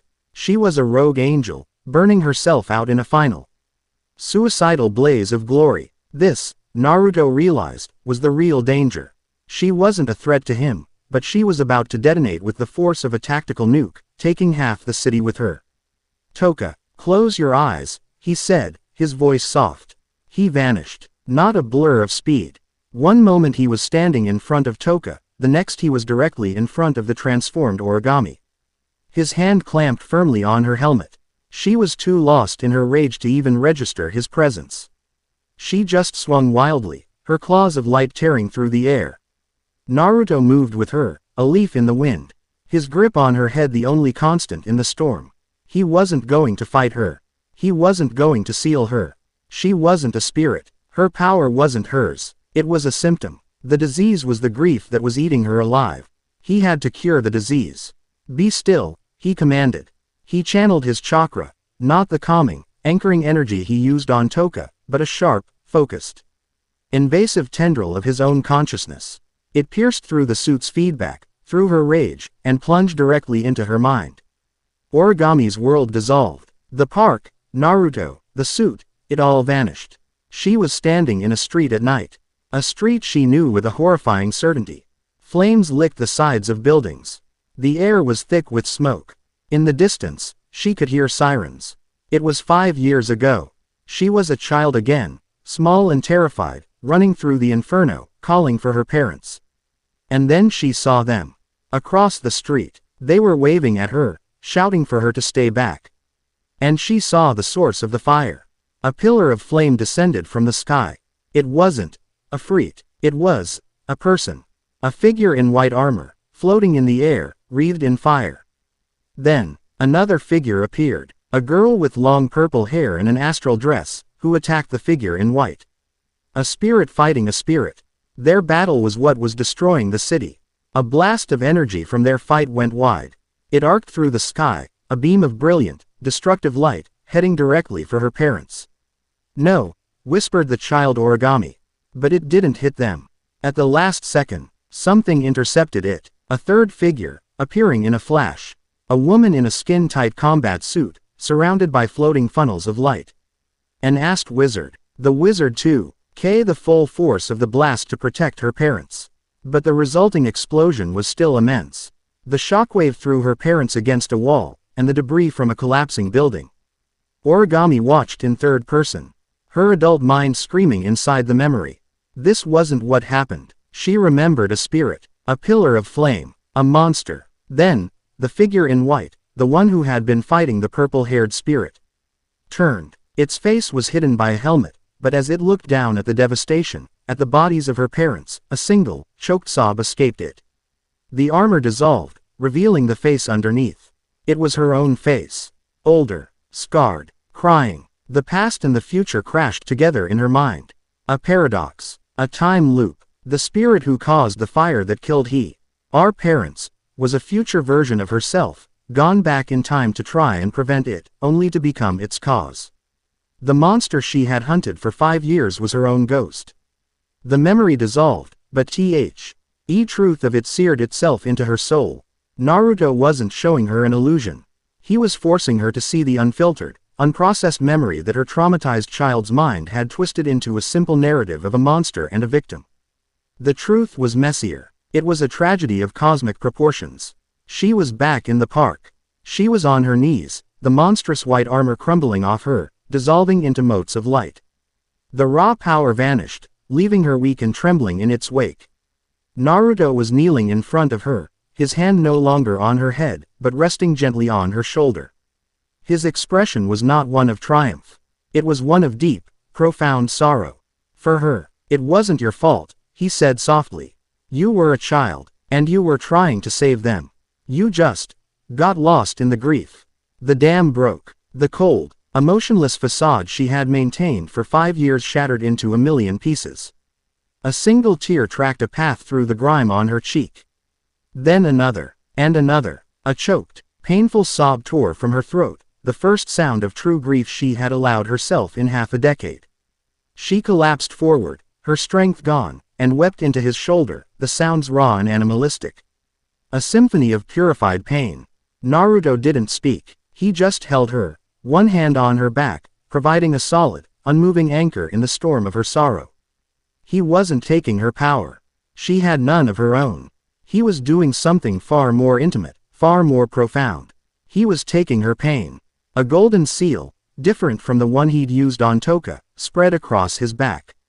It wasn't a lock. It was a brace, a spiritual support structure. He was anchoring her fractured psyche, taking the burden of her impossible, paradoxical grief into himself, allowing her, for the first time, to let it go.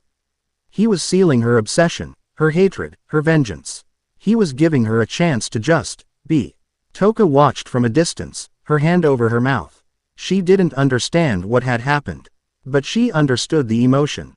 She saw the tears, she heard the sobs, and she saw Naruto, not as a fighter, but as a healer.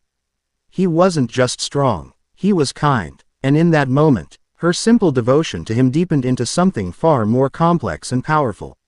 Kurumi, from her hiding spot, lowered her parasol. Her ever-present smile was gone, replaced by an expression of pure, unadulterated shock. He healed her. The clone beside her whispered. Kurumi didn't answer. She had seen him anchor Tohka's power. She had believed that was the limit of his unique ability. But this was on another level entirely. He hadn't just disarmed a foe.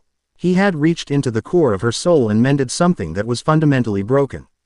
He didn't fight the symptoms, he cured the disease. Her alliance with him had been a strategic calculation, a means to an end. But now she was beginning to understand. He wasn't just a power to be used. He wasn't just an anomaly. He was a fundamental force of his own. A force of restoration. And for the first time in centuries, Kurumi Tokisaki felt a flicker of something she had long thought dead inside her. It wasn't trust. It wasn't loyalty. It was respect. A deep, abiding respect for the man who could face down a monster and see only a grieving child. Origami's sobs eventually subsided into ragged, exhausted breaths. She was limp against him, all the fight, all the rage, all the years of cold fury drained out of her. "He's coming," she whispered, her voice hoarse, muffled by his shirt. Naruto frowned. "Who's coming?" "Westcott," she said. "The man who gave me the suit. He was watching. He wanted this. He wanted the data from the fight." Naruto's eyes hardened. So, this whole thing, Origami's attack, her breakdown, it had been an experiment. A test. Westcott had used her pain as a lab rat's stimulus. A cold, dark fury, colder than any of Origami's, began to build in Naruto's chest. There were lines you did not cross. Using a child's grief as a weapon was one of them. He gently helped Origami to her feet. She was unsteady, but she was whole. The emptiness in her eyes was gone, replaced by a bewildering mix of exhaustion, shame, and a fragile, nascent gratitude. She looked at him, truly looked at him, for the first time. Not as an anomaly, not as a spirit, but as the person who had pulled her out of a 5-year-long nightmare. What do I do now? She asked, her voice small. Her entire purpose for living had been erased in a matter of minutes. She was adrift. Naruto gave her a small, tired smile. For now, he said, gesturing to a still concerned Tohka who was cautiously approaching them, we go home. We'll figure out the rest tomorrow. Origami looked at Tohka, the spirit she had tried to murder not 20 minutes ago. She saw not a monster, but a worried girl. She saw the genuine concern in her amethyst eyes. She looked back at Naruto, the man who had weathered her storm of hate, and responded with compassion. She gave a single, shaky nod. As the three of them began the slow walk out of the ruined park, a new dynamic settling between them, Isaac Westcott leaned back in his chair, a wide, predatory grin on his face. The data from White Licorice was streaming in, and it was more beautiful than he could have ever imagined. Magnificent, he breathed. The data on his nullification field is perfect. But more than that, the energy signature from that, healing, he pointed a finger at a wildly fluctuating graph on his screen. He's not just a stabilizer. He is a source, a wellspring of primordial reality. He doesn't just anchor power, he redefines it. Ellen Mathers watched the screen, her expression grim. Sir, his abilities are beyond any predictive model. He dismantled our Saint advanced prototype with zero effort and converted the pilot. Converted is such a boring word, Ellen, Westcott chided, taking a celebratory sip of his wine. He integrated her. He has added another piece to his collection. The princess, the nightmare, and now the angel. He chuckled, a low, genuinely delighted sound. A harem of apocalypse-class entities, all bound to a single, inexplicable nexus. It's poetry. He stood and walked to the window, gazing down at the city. His gaze was fixed on the distant park. Our original plan to use inverted spirits to summon the origin is crude in comparison to what he represents. Westcott mused. Why try to break the lock when you can simply steal the key? We no longer need to capture the spirits, Ellen. He turned, his eyes gleaming with a mad, brilliant light. We just need to capture him. Chapter 3 End. Chapter 4. A city of fleeting time. The atmosphere in Naruto's apartment had the kind of tense, awkward silence usually reserved for a hostage negotiation. It had been a week since the incident in the park, a week since Origami Tobichi's entire worldview had been dismantled and reassembled by Naruto. Now, she was a permanent resident, occupying the small spare room he'd had, her presence a quiet, constant weight. The morning routine was a study in contrasts. Tohka, a whirlwind of simple, vibrant life, would wake up and immediately demand breakfast with the gravity of a national emergency. Her world was a straightforward one. Naruto was good, food was good, and people who tried to hurt Naruto were bad. Origami, a ghost of quiet intensity, would already be awake. Seated at the small dining table, staring at a single piece of toast as if trying to divine the secrets of the universe from its brown surface. She rarely spoke, but her eyes followed Naruto constantly. Her gaze a complex mixture of gratitude, confusion, and a new, fiercely protective loyalty that she didn't yet have the words for. And then there was Kurumi. She wasn't a resident, but she was a presence. She would appear at random, melting out of a shadow on the balcony or simply being there in the kitchen when you turned around, a teasing smile on her face. She had upheld her end of their bargain, ceasing her hunts. Instead, she had taken to a new hobby, observing and subtly tormenting the inhabitants of Naruto's apartment. Her alliance with Naruto was a strategic one, but the amusement she derived from the chaotic domestic situation was a very real, very tangible bonus. This particular morning, the tension was thicker than usual. Kurumi had materialized on the couch, sipping a cup of tea she'd apparently brought with her from the 19th century, while Tohka and Origami were locked in a silent standoff over the television remote. It is my turn to choose, Tohka declared. Her arms crossed, a pout on her face. I wish to watch the special on Samurai Gourmet. Negative, Origami stated, her voice flat, her eyes not leaving the remote in her hand. I am monitoring the morning news for any reports of spatial anomalies or DEM activity. But the news is boring. It is just old men talking about money things. Tohka protested. Information is a weapon, Origami replied. Her grip on the remote tightening. Gourmet programming is a tactical liability. My, Kurumi purred from the couch, her red eye twinkling with mirth. Such domestic bliss. It's like a powder keg with a leaky faucet. One wonders what will set it off first. Naruto, standing in the kitchen doorway with a carton of eggs in his hand, sighed. This was his life now. He was the warden of a very small, very strange asylum. He was an anchor not just for their powers, but for their clashing personalities. He had faced down god-like beings and led nations, but getting these three to agree on a television channel felt like a challenge on a similar scale. Enough was enough. Grand threats were looming. Westcott was plotting something, and the shadow of the first spirit hung over them all. He couldn't afford to lead a team that would rather fight each other over breakfast than work together. He set the eggs on the counter with a decisive thud. The sound cut through the argument, and all three women turned to look at him. All right, new plan, he announced, his voice carrying the easy authority that made them all instinctively listen. Everyone get dressed. We're going out. Tohka's face lit up. Are we going to the bakery? The one with the kinako bread? No, Naruto said. The whole city. Origami tilted her head. Specify the objective. The objective, Naruto said, a glint in his eye. As a city-wide date day. Silence. Tohka blinked, processing. A date. With you. A blush crept onto her cheeks. Origami's expression remained blank, but a faint pink dusted her own ears. A date is a social ritual for the purpose of romantic evaluation. Is that the objective? Kurumi let out a low, throaty chuckle, setting her teacup down. Oh, this is even better than I imagined. Are you proposing a group outing, Naruto? How scandalously progressive. It's not a romantic evaluation, Naruto said, trying to steer the conversation away from the cliff it was careening towards. It's a team-building exercise. You three are going to spend the day together, in a low-stakes environment, and learn how to exist in the same postal code without starting a civil war. I'll be there to mediate. And pay. He looked at them, his gaze firm. We're a team now, whether we like it or not. The threats we're facing aren't going to wait for us to figure out our issues. So today, we start figuring them out. No powers, no weapons, just people. Now go get ready. We leave in 20. He turned and walked back into the kitchen, leaving a stunned silence in his wake.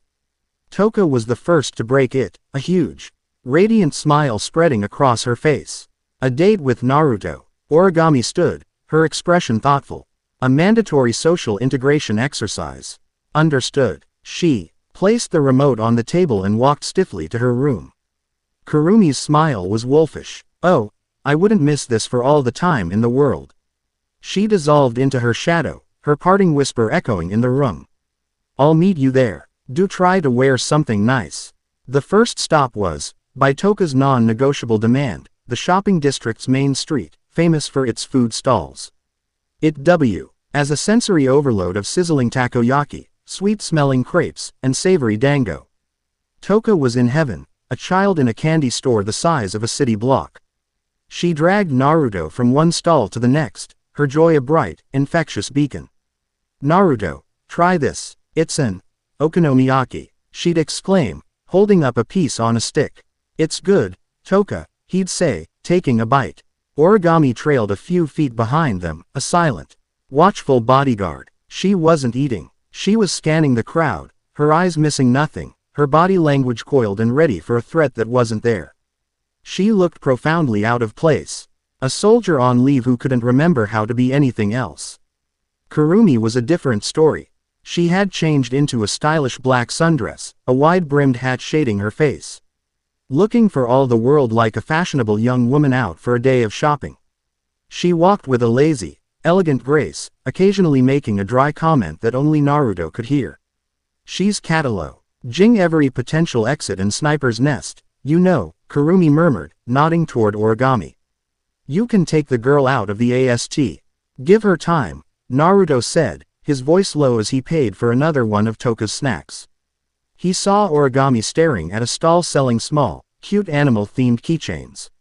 Her expression was, for once, not one of tactical analysis, but of simple, unguarded curiosity. He bought the crepe Tohka was pointing at, then walked over to Origami.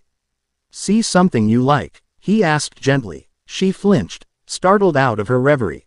Negative. I was assessing the vendor for potential security risks.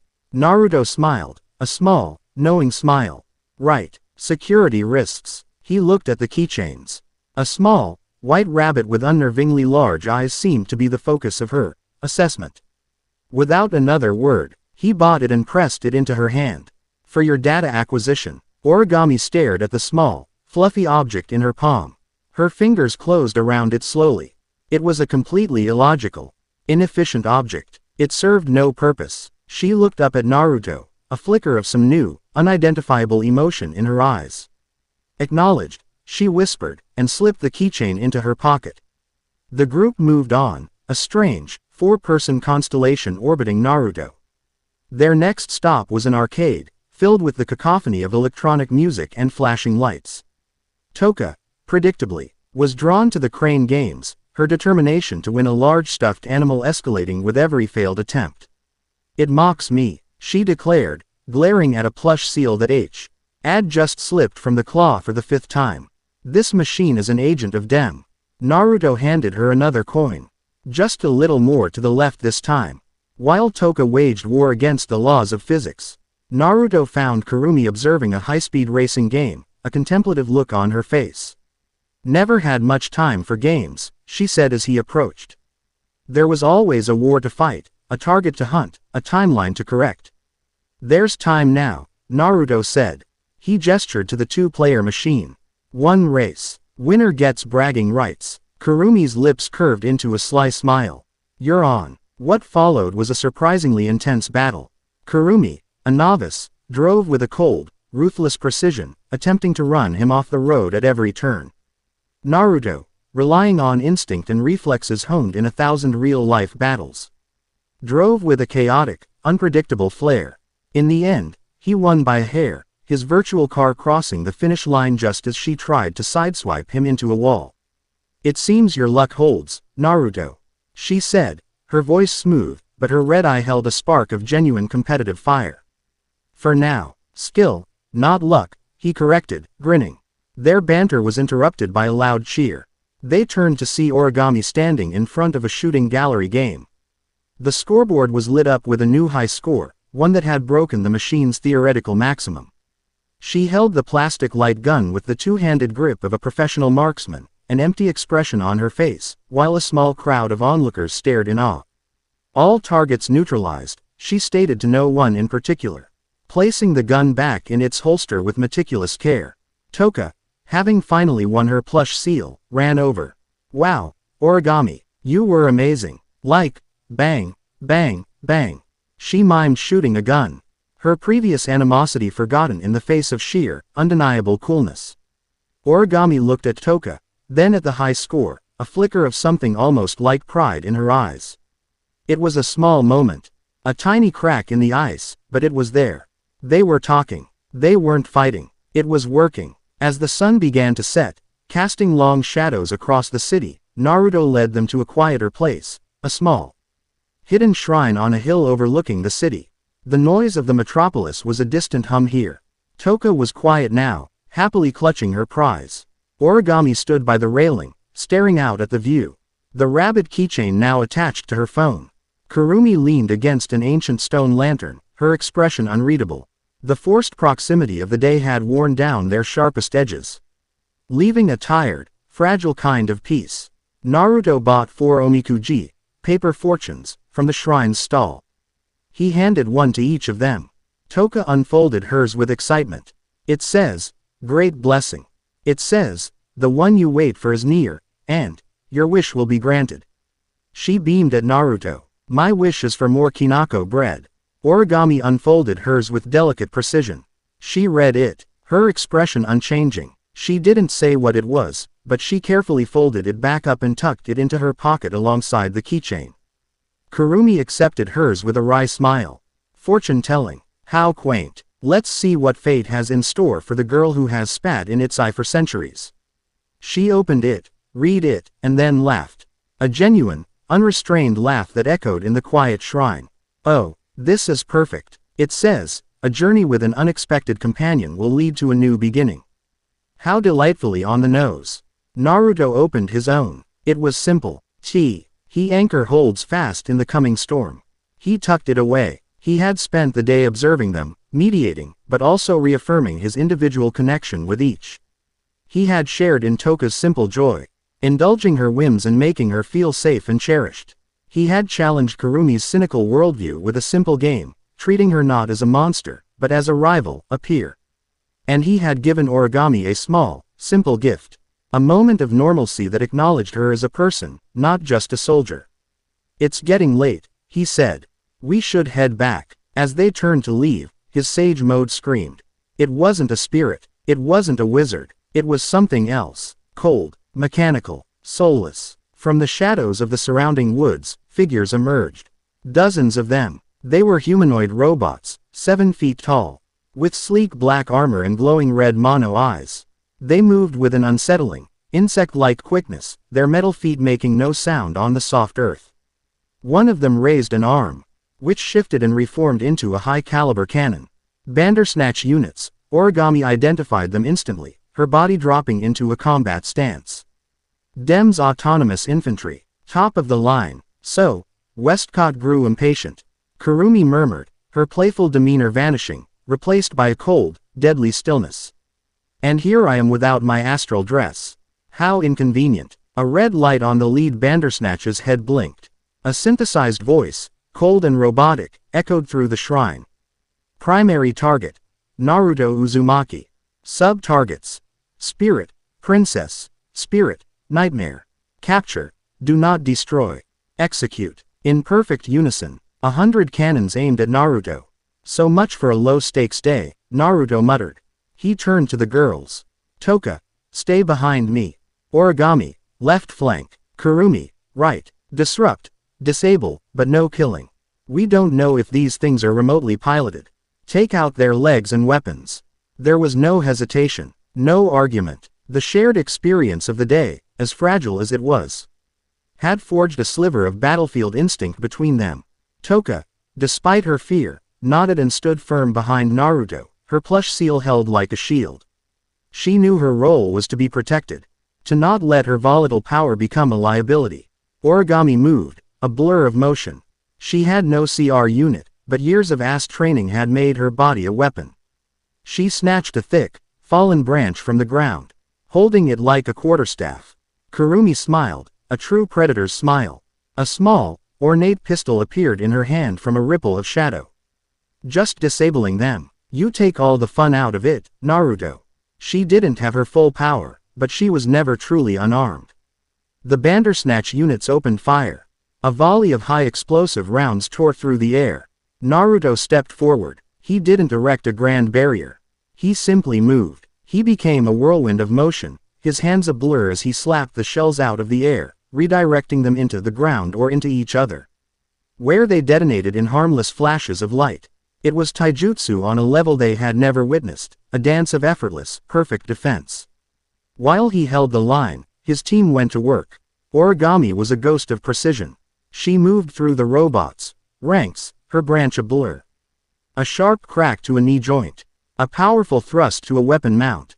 A spinning kick to an optical sensor.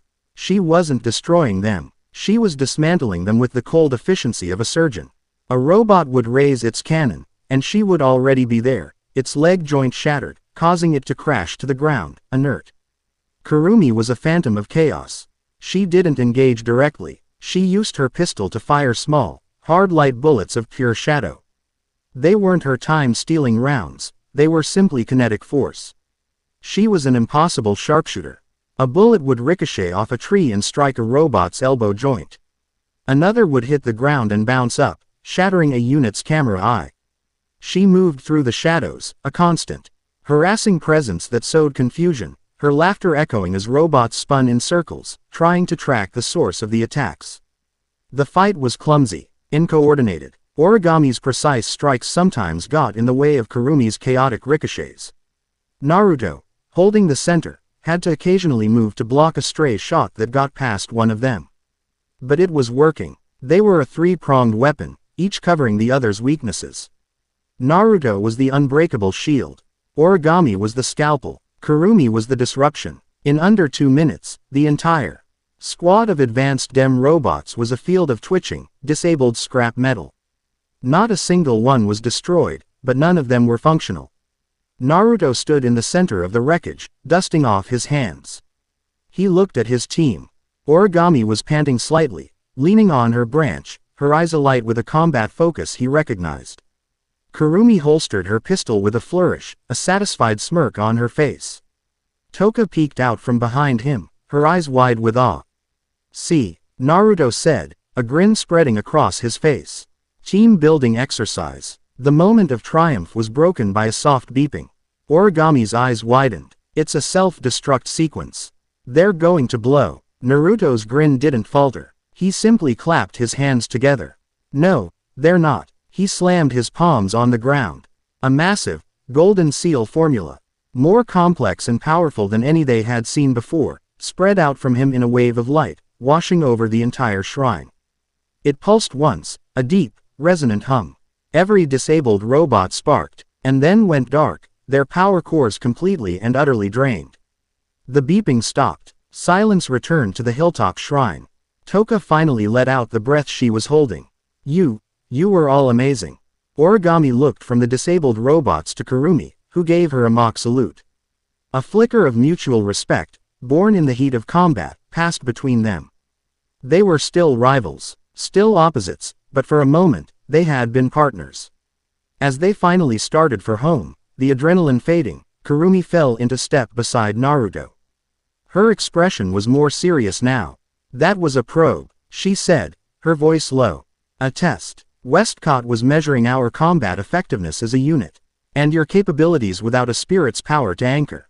"I know," Naruto said. "He's not a fool, Naruto. He won't make the same mistake twice. The next wave will be stronger. He'll have countermeasures for my bullets, for Origami's CQC. He's learning." "Good," Naruto said, his gaze distant, looking out over the city lights. "Let him learn. Let him send whatever he wants. He thinks he's testing us." He glanced back at the three women following him, the joyful storm, the broken angel, and the clockwork phantom, his strange, volatile, and utterly deadly family. "He has no idea," Naruto finished, a confident smile on his face, "that we're testing him, too." And on the top floor of the DEM building, Isaac Westcott watched the final data stream from the shrine cut out. The readouts were astonishing. He had lost a full squadron of his best automated units, and in return, he had gained a treasure trove of information. Their synergy, it's crude, but effective, he mused, a finger tapping his chin. And his own abilities, that final energy drain, it's a form of sealing. A fundamental negation of energy. He truly is a walking reality anchor. Ellen stood beside him, her face grim. "Sir, they defeated the squadron without taking a single hit. The pilot, Tobichi, has fully sided with him. Our assets are being turned against us." "Assets can be replaced," Ellen, Westcott said dismissively. "But this data, this is priceless." He brought up a new screen, a MP-Lex architectural diagram of a massive orbital structure. "The capture plan is proceeding. But this new information gives me an idea. A wonderful, terrible idea." His eyes gleamed. "He fights to protect them. He takes their pain, their burdens, their instability onto himself. He is their anchor." A noble, foolish, sentimental gesture. He smiled, a cold, empty thing. "So, what happens, I wonder, if we give him more than he can carry? What happens when the anchor is overloaded? What happens when a god breaks?" Chapter 4 End. Chapter 5. The Devil's Gambit. The calm lasted for 2 weeks. It was a tense, simmering sort of peace. The kind that comes before a hurricane. Naruto used the time to train, not himself, but his team. He ran Tohka through drills to help her summon and dismiss Sandalphon at will. teaching her control and discipline. He sparred with Origami, her body a blur of precise, deadly movements, pushing her past the rigid forms of the AST and into the fluid, adaptable world of true hand-to-hand combat. He engaged in strategic debates with Kurumi, their minds clashing over maps of the city, predicting Westcott's moves and planning their own. They were becoming a unit. The friction was still there. Tohka's jealousy over Naruto's time, Origami's unnerving silent observation, Kurumi's morbid humor, but it was now underpinned by grudging, hard-won respect. They were a dysfunctional family. But they were a family nonetheless. The peace shattered on a Tuesday. It was a simple, brutal, and terrifyingly efficient operation. Naruto had stepped out for groceries, a mundane task in his new life. He was gone for less than 30 minutes. When he returned, the apartment door was hanging off its hinges. Inside, the room was a wreck. Furniture was overturned. A scorch mark read the wall where a powerful energy blast had been absorbed.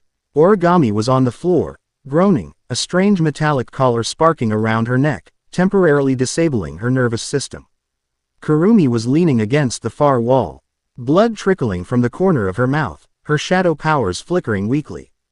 And Tohka was gone. Naruto's eyes took in the scene. The air was thick with the scene. Tea of ozone and the alien energy of a short-range teleporter. His sage mode flared, and he saw the echoes of the fight. A dozen Dem wizards, clad in elite black combat gear. A brutal, overwhelming assault. Kurumi had taken out 3 with her shadow clones before a specialized anti-spirit field had weakened her. Origami had disabled 2 more with pure CQC before one of them managed to slap the neutralizer collar on her.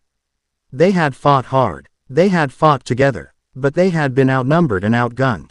A cold, quiet fury, deeper and more terrifying than any rage he had ever felt, settled over Naruto. It wasn't the hot, explosive anger of his youth. This was the glacial, absolute wrath of a cage whose village had been attacked, whose family had been harmed. His easy-going demeanor, the patient smile, the gentle teacher, it all evaporated, leaving behind something ancient and dangerous. Where? He asked, his voice preternaturally calm. The temperature in the room dropped by 10 degrees. Kurumi pushed herself off the wall, wincing. Arbatel Tower. DEM's regional headquarters. They used a high-energy teleporter. A direct hit. They knew exactly when you'd be gone. She met his gaze, her usual playful spark gone. Replaced by a cold fire. They're not trying to hide her, Naruto. This is an invitation. Origami, struggling to her knees, managed to deactivate the collar with a practiced flick of her fingers. It's a fortress, she said, her voice hoarse. Automated defenses, thousands of personnel, and their top wizards. A frontal assault is suicide. Naruto walked over to the wall where he kept a single, simple scroll mounted. It was a storage scroll from his old life, one of the few things he'd managed to bring with him. He took it down. They made a mistake, he said, his voice a low rumble. They think this is a game of strategy, of assets and objectives. He unrolled the scroll. On it was a single, complex seal. His personal seal, the one that held his field gear. They forgot what happens when you make it personal. His phone rang. It was Kotori, her voice frantic. Naruto, we have a massive energy spike at Dem headquarters. Our intel says they have Tohka. The AST is mobilizing, but we can't get clearance for a full-scale assault on a corporate building. We have to follow protocol, we have to. I don't. Naruto interrupted, his voice like chipping ice. Your ship, where is it? 10,000 feet above the city, but Naruto, you can't just. Get it over Arbatel Tower. Now, and prepare your cannons, he commanded. When I give the signal, you will fire on my position. No questions. There was a stunned silence. Fire. On your position. You'll be inside the tower. Just do it, Naruto said, and hung up. He looked at Origami and Kurumi. You two don't have to come. This is my fight. Origami stood up, her stance unwavering despite her injuries. Incorrect. They attacked our home. They harmed our allies. They took one of our own. This is our fight. Her loyalty, once a fragile, confusing thing, had been forged into tempered steel. Kurumi's smile returned, but it was a chilling, predatory thing. She drew her flintlock pistol, her astral dress flickering into existence around her. The crimson and black a stark contrast to the wrecked apartment. Oh, I wouldn't miss this for the world. They hurt my new toys. And besides, her clockwork eye spun with anticipation. I believe a large-scale distraction is in order. Naruto nodded once. The calm, patient anchor was gone. The Hokage was back. Good, he said. Let's go get our friend back. Arbatel Tower was a monument to corporate arrogance, a spear of black glass and steel that pierced the clouds. It was surrounded by a high-energy barrier, its airspace patrolled by dem wizards, and its ground swarming with Bandersnatch units. It was impregnable. Their assault began not with a bang, but with a whisper. 3 figures stood on a rooftop a mile away.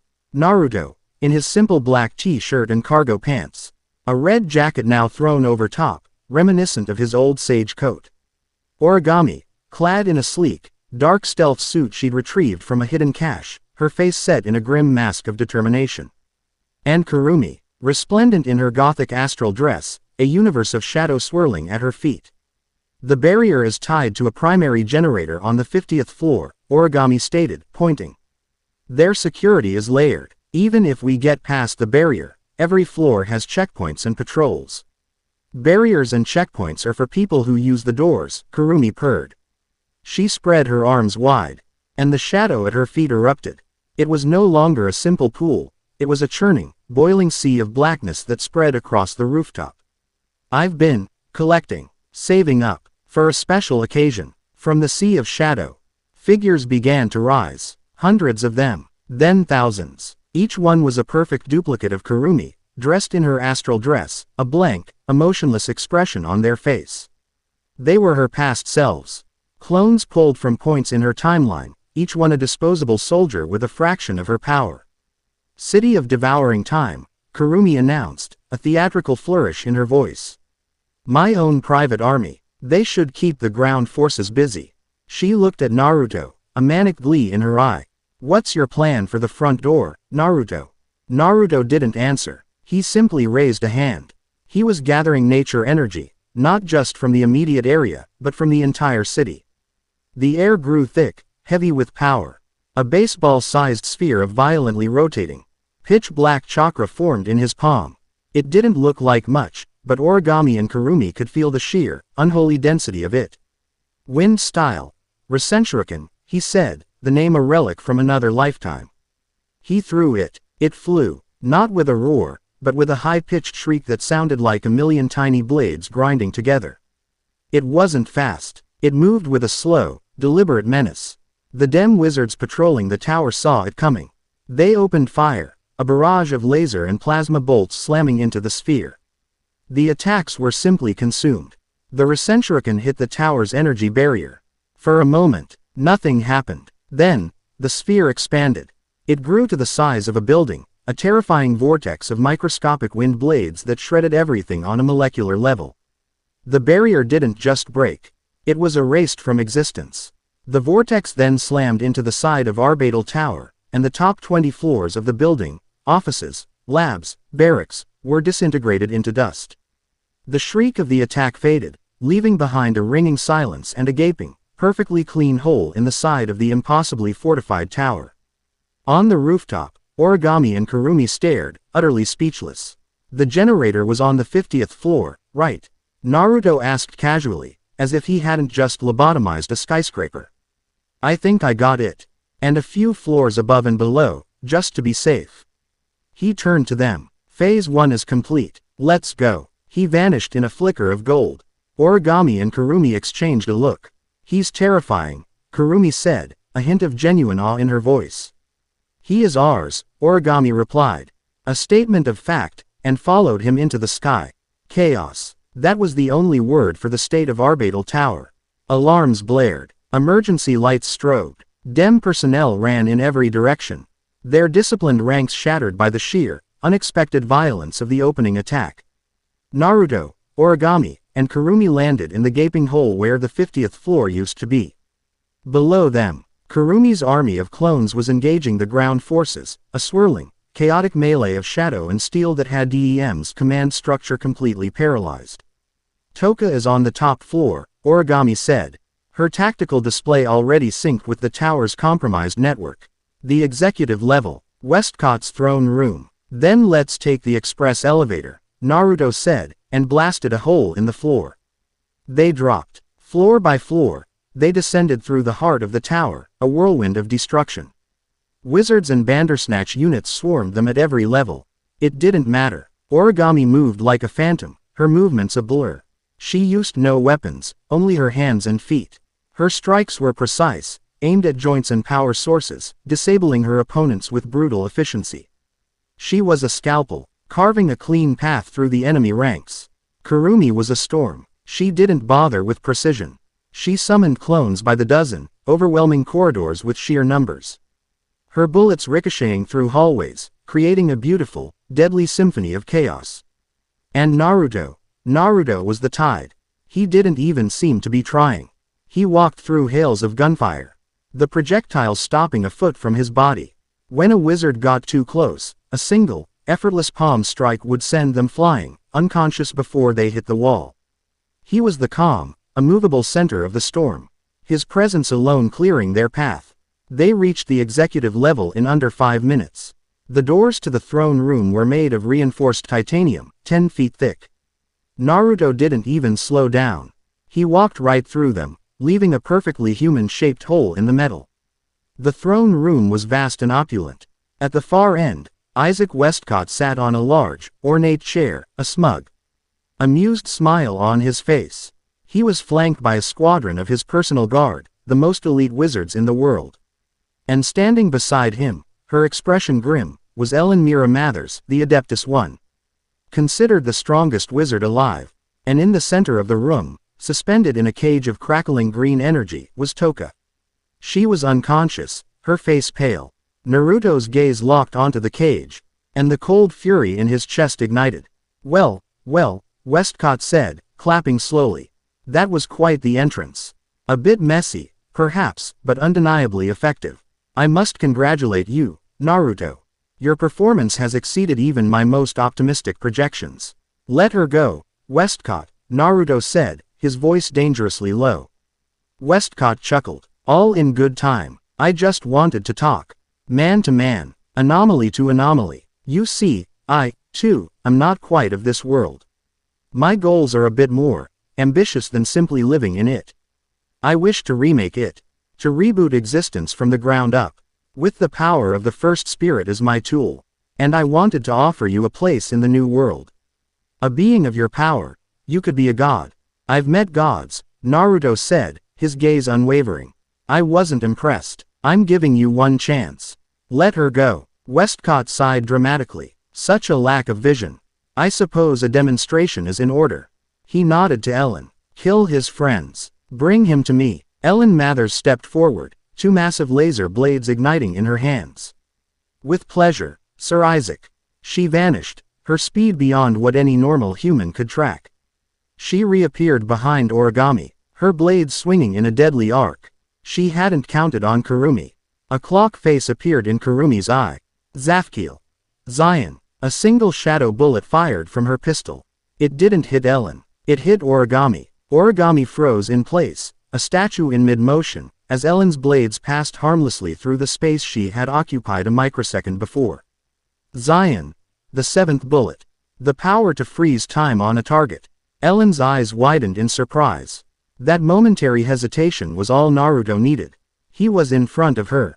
Not with speed, but with a single, perfect step that bent space. His fist was cocked back. He wasn't using Sage Mode. He wasn't using a Rasengan.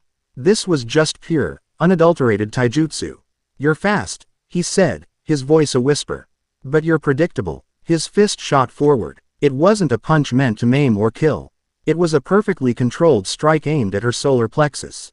The impact was a dull thud, but the shockwave that erupted from it was immense.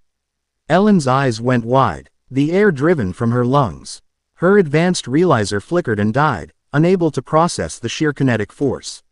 She was thrown backward like a ragdoll, crashing in to the far wall and slumping to the ground, defeated in a single blow. The throne room fell silent. The elite Dem guards stared in disbelief. The strongest wizard in the world, defeated in an instant. Westcott's smile finally faltered. He had expected a fight. He had not expected This was a display of absolute, unquestionable dominance. My, Kurumi said, releasing Origami from her time lock. He does have a flair for the dramatic. Origami simply stared at Ellen's crumpled form, then back at Naruto. A new layer of understanding was added to her mental file on him. Combat dominance, absolute. Naruto turned his cold gaze back to Westcott. Your turn. Westcott's fear was quickly replaced by a manic, ecstatic excitement. Yes, this is it. This is the power I've been looking for. He slammed a button on his throne. The energy cage around Tohka glowed brighter, and she cried out in her sleep. I may not be able to defeat you, Westcott said, his voice trembling with glee, but I can still complete my experiment. The data from your fight, your energy, combined with the instability I'm forcing into the spirit, it's enough. It's enough to tear the veil. The energy being pumped into Tohka wasn't just containing her. It was a destabilizing agent, designed to force her power to invert. The room began to shake. The air itself began to crackle with raw, untamed power. RTEX of dark energy began to form around Tohka's cage. You're a fool if you think I can't stop that, Naruto growled. Oh, I know you can, Westcott said, his eyes wild. But you can't stop me from escaping while you're busy being a hero. A hidden panel opened behind his throne. He and a now conscious Ellen backed into it. Thank you for the data, Naruto Uzumaki. It will be instrumental in our next, and final, meeting. The panel slammed shut. Naruto didn't care. Westcott could run. The world was shaking. The dark energy pouring out of Tohka was not just destructive, it was starting to warp reality, creating a wound in space-time. This was Westcott's real plan. The kidnapping wasn't to hold Tohka hostage. It was to use her as a living catalyst, powered by the ambient energy of Naruto's own assault. To rip a hole in the universe. Kurumi, Origami, Naruto barked. Get to the Fraxinus. Now, what about you? Origami shouted over the rising roar of the vortex. I'm finishing this. He looked at the vortex, at the screaming, terrified girl at its heart. He had to stop the inversion, and he had to close the hole. Kotori, do you hear me? He yelled at the sky. Loud and clear, her voice crackled in his ear. Transmitted by Kurumi's power. What's the signal? Naruto gathered his own chakra, a brilliant golden aura erupting around him. 6 black truth-seeking orbs materialized, hovering behind him. His full 6 paths sage mode. The signal, he said, a grim smile on his face as he flew towards the vortex, is me. He plunged into the storm. Chapter 5 End. Chapter 6. The Echo of Genesis. To plunge into the vortex was to plunge into madness. The world outside Arbatel Tower vanished, replaced by a tempest of screaming darkness and violent, negative energy. It was a storm of pure despair. A hurricane of anguish given physical form. This was the raw, untamed power of an inverted spirit, a force that didn't just destroy matter but unmade the very concept of it. Shards of the throne room, floating in the non-space of the maelstrom, dissolved into geometric patterns and then into nothingness. Naruto was the eye of this hurricane. His 6 paths sage mode aura, a blazing sun of golden light, pushed back the encroaching darkness, creating a small sphere of stability in the heart of chaos. His truth-seeking orbs spun around him, not as weapons, but as anchors to reality, negating the uncreation effect that was dissolving the very air.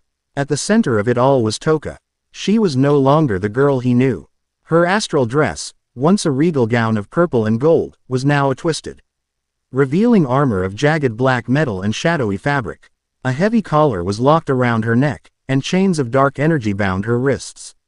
Her hair was a darker shade of violet, her eyes no longer amethyst but a glowing, malevolent crimson. Floating behind her was a new throne, one made of shattered stone and dark crystal. This was not Tohka Yatogami. This was Nihima, the Demon King, the tyrant of despair. But as he drew closer, Naruto looked past the demonic visage, past the overwhelming aura of nihilistic power. He looked into her eyes. And behind the crimson glow, he saw her. The real Tohka. She was curled up in a metaphorical ball, weeping, lost in a sea of her own amplified terror and loneliness. The Demon King wasn't her. It was a shell, a fortress of rage built around a terrified, hurting child. Westcott hadn't just inverted her power, he had weaponized her pain. Tohka, he called out, his voice cutting through the psychic storm. The Demon King's head snapped up. Its crimson eyes focused on him with pure, undiluted hatred. You, it hissed, its voice a discordant chorus of 1,000 screaming voices. You who chained her, you who pretended to care, you who are the source of her pain. You will be unmade. A wave of absolute darkness, a physical manifestation of despair, surged toward him. It was a power designed to extinguish hope, to snuff out the very will to live. But it crashed against Naruto's golden aura and recoiled as if burned. His will, forged in a lifetime of impossible fights and unbreakable promises, was a star too bright for this kind of shadow. I'm not talking to you, Naruto said, his gaze fixed on the girl trapped within the monster. I'm talking to Tohka. Can you hear me? It's me. It's Naruto. He pushed forward, walking out the maelstrom as if it were a light drizzle. The Demon King roared in fury. It raised a hand, and a new sword materialized, Nahima, a twisted, single-edged blade of pure darkness that drank the light from the air. It swung the blade, not with Tohka's instinctive grace, but with raw, brutal power. A slash of pure void tore through the vortex, aimed at Naruto. Naruto didn't dodge, he simply raised one of his truth-seeking orbs. The orb met the slash of nothingness, and the two opposing forces of absolute creation and absolute uncreation annihilated each other in a silent, blinding flash. His wasn't a fight he could win with force. Punching the Demon King was just punching Tohka. He had to reach the girl inside. He had to go in. Just hold on, he whispered. I'm coming. He pressed his hands together in a familiar seal.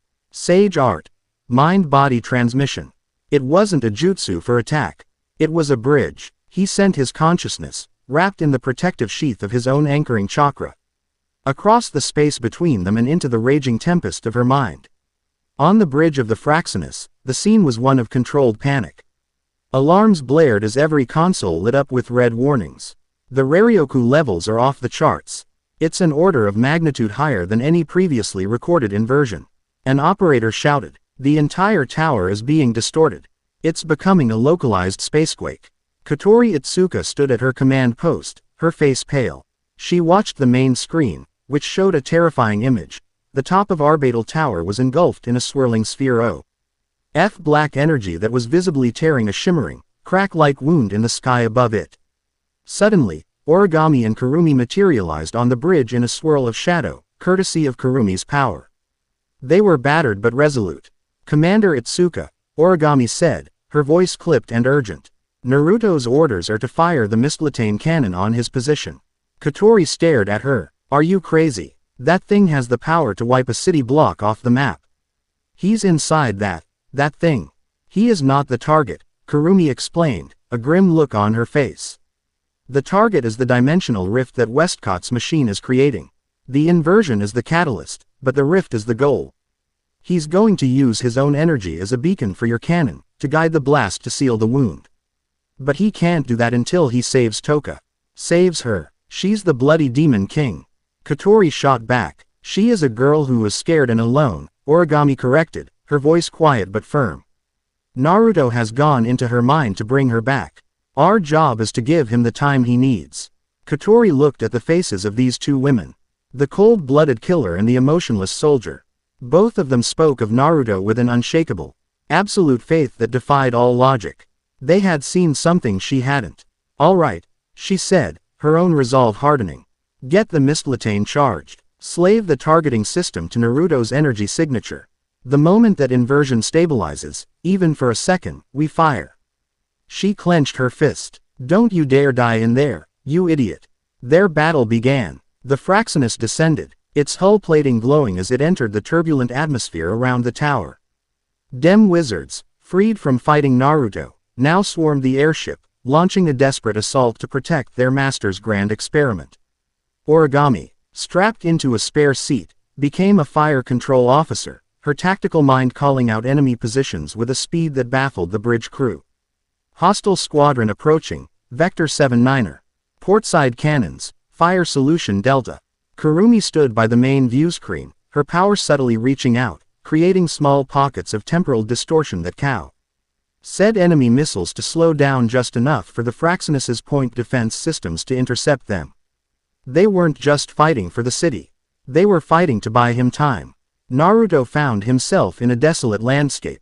A barren, cracked earth stretched to an infinite horizon under a perpetually twilight sky of bruised purple and black. There were no stars. There was no sun. This was Tohka's mindscape, her prison of despair, and in the center of it all, she sat. A younger version of herself, the one he had first met in the crater, huddled on the ground, weeping, her body wrapped in the same dark chains that bound the Demon King. He started walking toward her. With each step, the ground cracked further. Whispers swirled around him, voices of pure negativity. You'll fail her. She'd be better off if you'd never met. Everyone you love suffers. He ignored them. They were echoes of his own past fears, amplified by her despair. He had made peace with those ghosts a long time ago. As he got closer, phantoms rose from the cracked earth. Shadowy figures. The asked soldiers who had attacked her. Dem wizards. And then, a phantom of Naruto himself, his face cold and uncaring. They all pointed at her, their mouths opening to release a silent scream of accusation. The child Tohka flinched, curling into a tighter ball. I'm sorry, she wept. I'm a monster. I destroy everything. No, you don't. Naruto's real voice cut through the phantoms. She looked up, her tear-filled eyes widening as he walked through the phantom version of himself as if it were smoke. He knelt in front of her, his golden light a small, warm sun in the bleak landscape. It's not your fault, he said softly. But I destroyed things, she cried. I hurt people. I'm hurting you now. This place, it's my fault. This place is just a feeling, Tohka, he said, reaching out. It's not who you are. He gently touched one of the shadowy chains that bound her. It dissolved into light under his fingers. You're not a monster. You're not a demon king. You're Yatogami Tohka. You love kinako bread. You get angry when you lose at crane games. You see beauty in a flock of pigeons. He touched another chain, and it too vanished. You are the person who worries when I'm late. The person who finds joy in a simple walk in the park. That's who you are. But, the power, she stammered, looking at her own hands as if they were alien things. It's too much. It's too big. I can't hold it. You don't have to, he said, his voice firm, his eyes holding hers. That's my job, remember. I'm your anchor. He placed his hand over her heart, just as he had done in the crater. A warm, golden light spread from his palm, not sealing her, but reminding her. I promised you, didn't I? I promised you that you wouldn't have to be alone anymore. That I would be there to help you carry the burden. I'm not going to break that promise. He leaned in, his forehead resting against hers. He wasn't just speaking words. He was pouring his own memories, his own feelings, into her. She saw his own lonely childhood. She felt his own struggle with a power he didn't understand. She felt his unwavering belief in the bonds he had forged, and the unshakable certainty he had in her. He wasn't just sympathizing. He was empathizing on a fundamental, soul-deep level. I'm here, Tohka, he whispered. I'm not going anywhere. Come back with me. A single, brilliant tear rolled down her cheek. It wasn't a tear of sadness. It was a tear of release. Naruto. She reached out and took his hand. And the desolate world shattered. In the heart of the vortex, the Demon King roared as a brilliant, golden light began to shine from within its body. The jagged black armor began to crack, not from an external attack, but from an internal rebellion. No, she is ours. Her despair is our strength. The chorus of voices screamed. But it was too late. The chains of dark energy shattered. The twisted sword Nahima dissolved into particles of light. The demonic throne crumbled into dust. The black armor exploded outwards, and in its place stood Tohka, back in her original astral dress, her eyes their normal, beautiful amethyst. She was exhausted, pale. But she was free. The inversion was broken. The vortex of dark energy, its source of despair cut off, began to collapse. But the damage was done. The shimmering wound in the sky above the tower, the dimensional rift, was now fully open. It was a tear in the fabric of reality, a kilometer long, and through it, the world could see something else. A sea of silver, a cosmos of impossible geometry, and a presence. It wasn't a physical arrival. It was an echo, a projection, a beautiful, Terrifying woman with hair the color of liquid starlight and eyes that held the sorrow of a billion years floated into view. Framed by the rift, she was dressed in an astral dress that seemed to be woven from reality itself, shifting and changing with every passing moment. Mio Takamiya, the first spirit, the origin. Her power was absolute, her presence a crushing weight on the very laws of physics. Gravity fluctuated, light bent around her, time seemed to stutter. Her gaze swept over the scene, the ruined tower, the beleaguered Fraxinus, the recovering Tohka. It was a look of detached, weary sadness, the look of a creator gazing upon a flawed and suffering creation. Then her eyes landed on Naruto. The detachment vanished, replaced by a flicker of cold, analytical curiosity. Everyone else, everything else, was a part of her design. A piece of the power she had shattered and scattered long ago.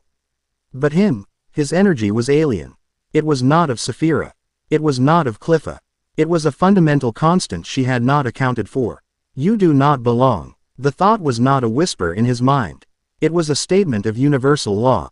It was as if God himself had pointed at him and declared him an error. She raised a single, delicate finger, and pointed it at him. She wasn't launching an attack. She was issuing a command to reality itself. The command was simple: erase. Naruto felt it instantly. It wasn't an energy blast. It wasn't a physical force. It was the universe itself trying to unwrite his existence. His past, his present, his future, they were all being targeted for deletion. The golden aura of his sage mode flickered violently, the very concept of Naruto Uzumaki, under assault. This was the power of a true god. Not to break the rules, but to rewrite them. Tohka, seeing the look of strain on his face, cried out his name. She tried to move to his side, to lend him her strength. Stay back, he grunted, his body trembling with the effort of simply existing. His truth-seeking orbs swirled around him, forming a spherical shield. They weren't blocking an attack. They were creating a small, localized pocket of absolute reality, a bubble where his existence was a non-negotiable fact, pushing back against Mio's law of erasure.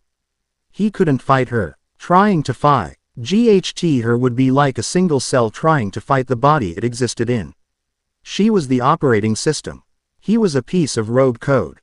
But he didn't have to fight her. He just had to close the door she was looking through. Kotori, now, he roared, pouring every ounce of his will into the shout. On the bridge of the Fraxinus, Kotori saw her chance. Naruto's energy signature, which had been flickering, suddenly flared like a supernova. A brilliant beacon against the backdrop of Mio's overwhelming presence. The inversion was gone. The target was clear. Fire the mystletain. She screamed. The main cannon of the Fraxinus.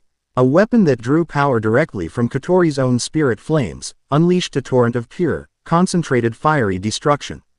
It wasn't a normal energy beam. It was a spear of conceptual fire, designed to cauterize wounds in reality itself. Guided by Naruto's beacon, it screamed across the sky and struck not Mio, but the edges of the dimensional rift she was projecting through.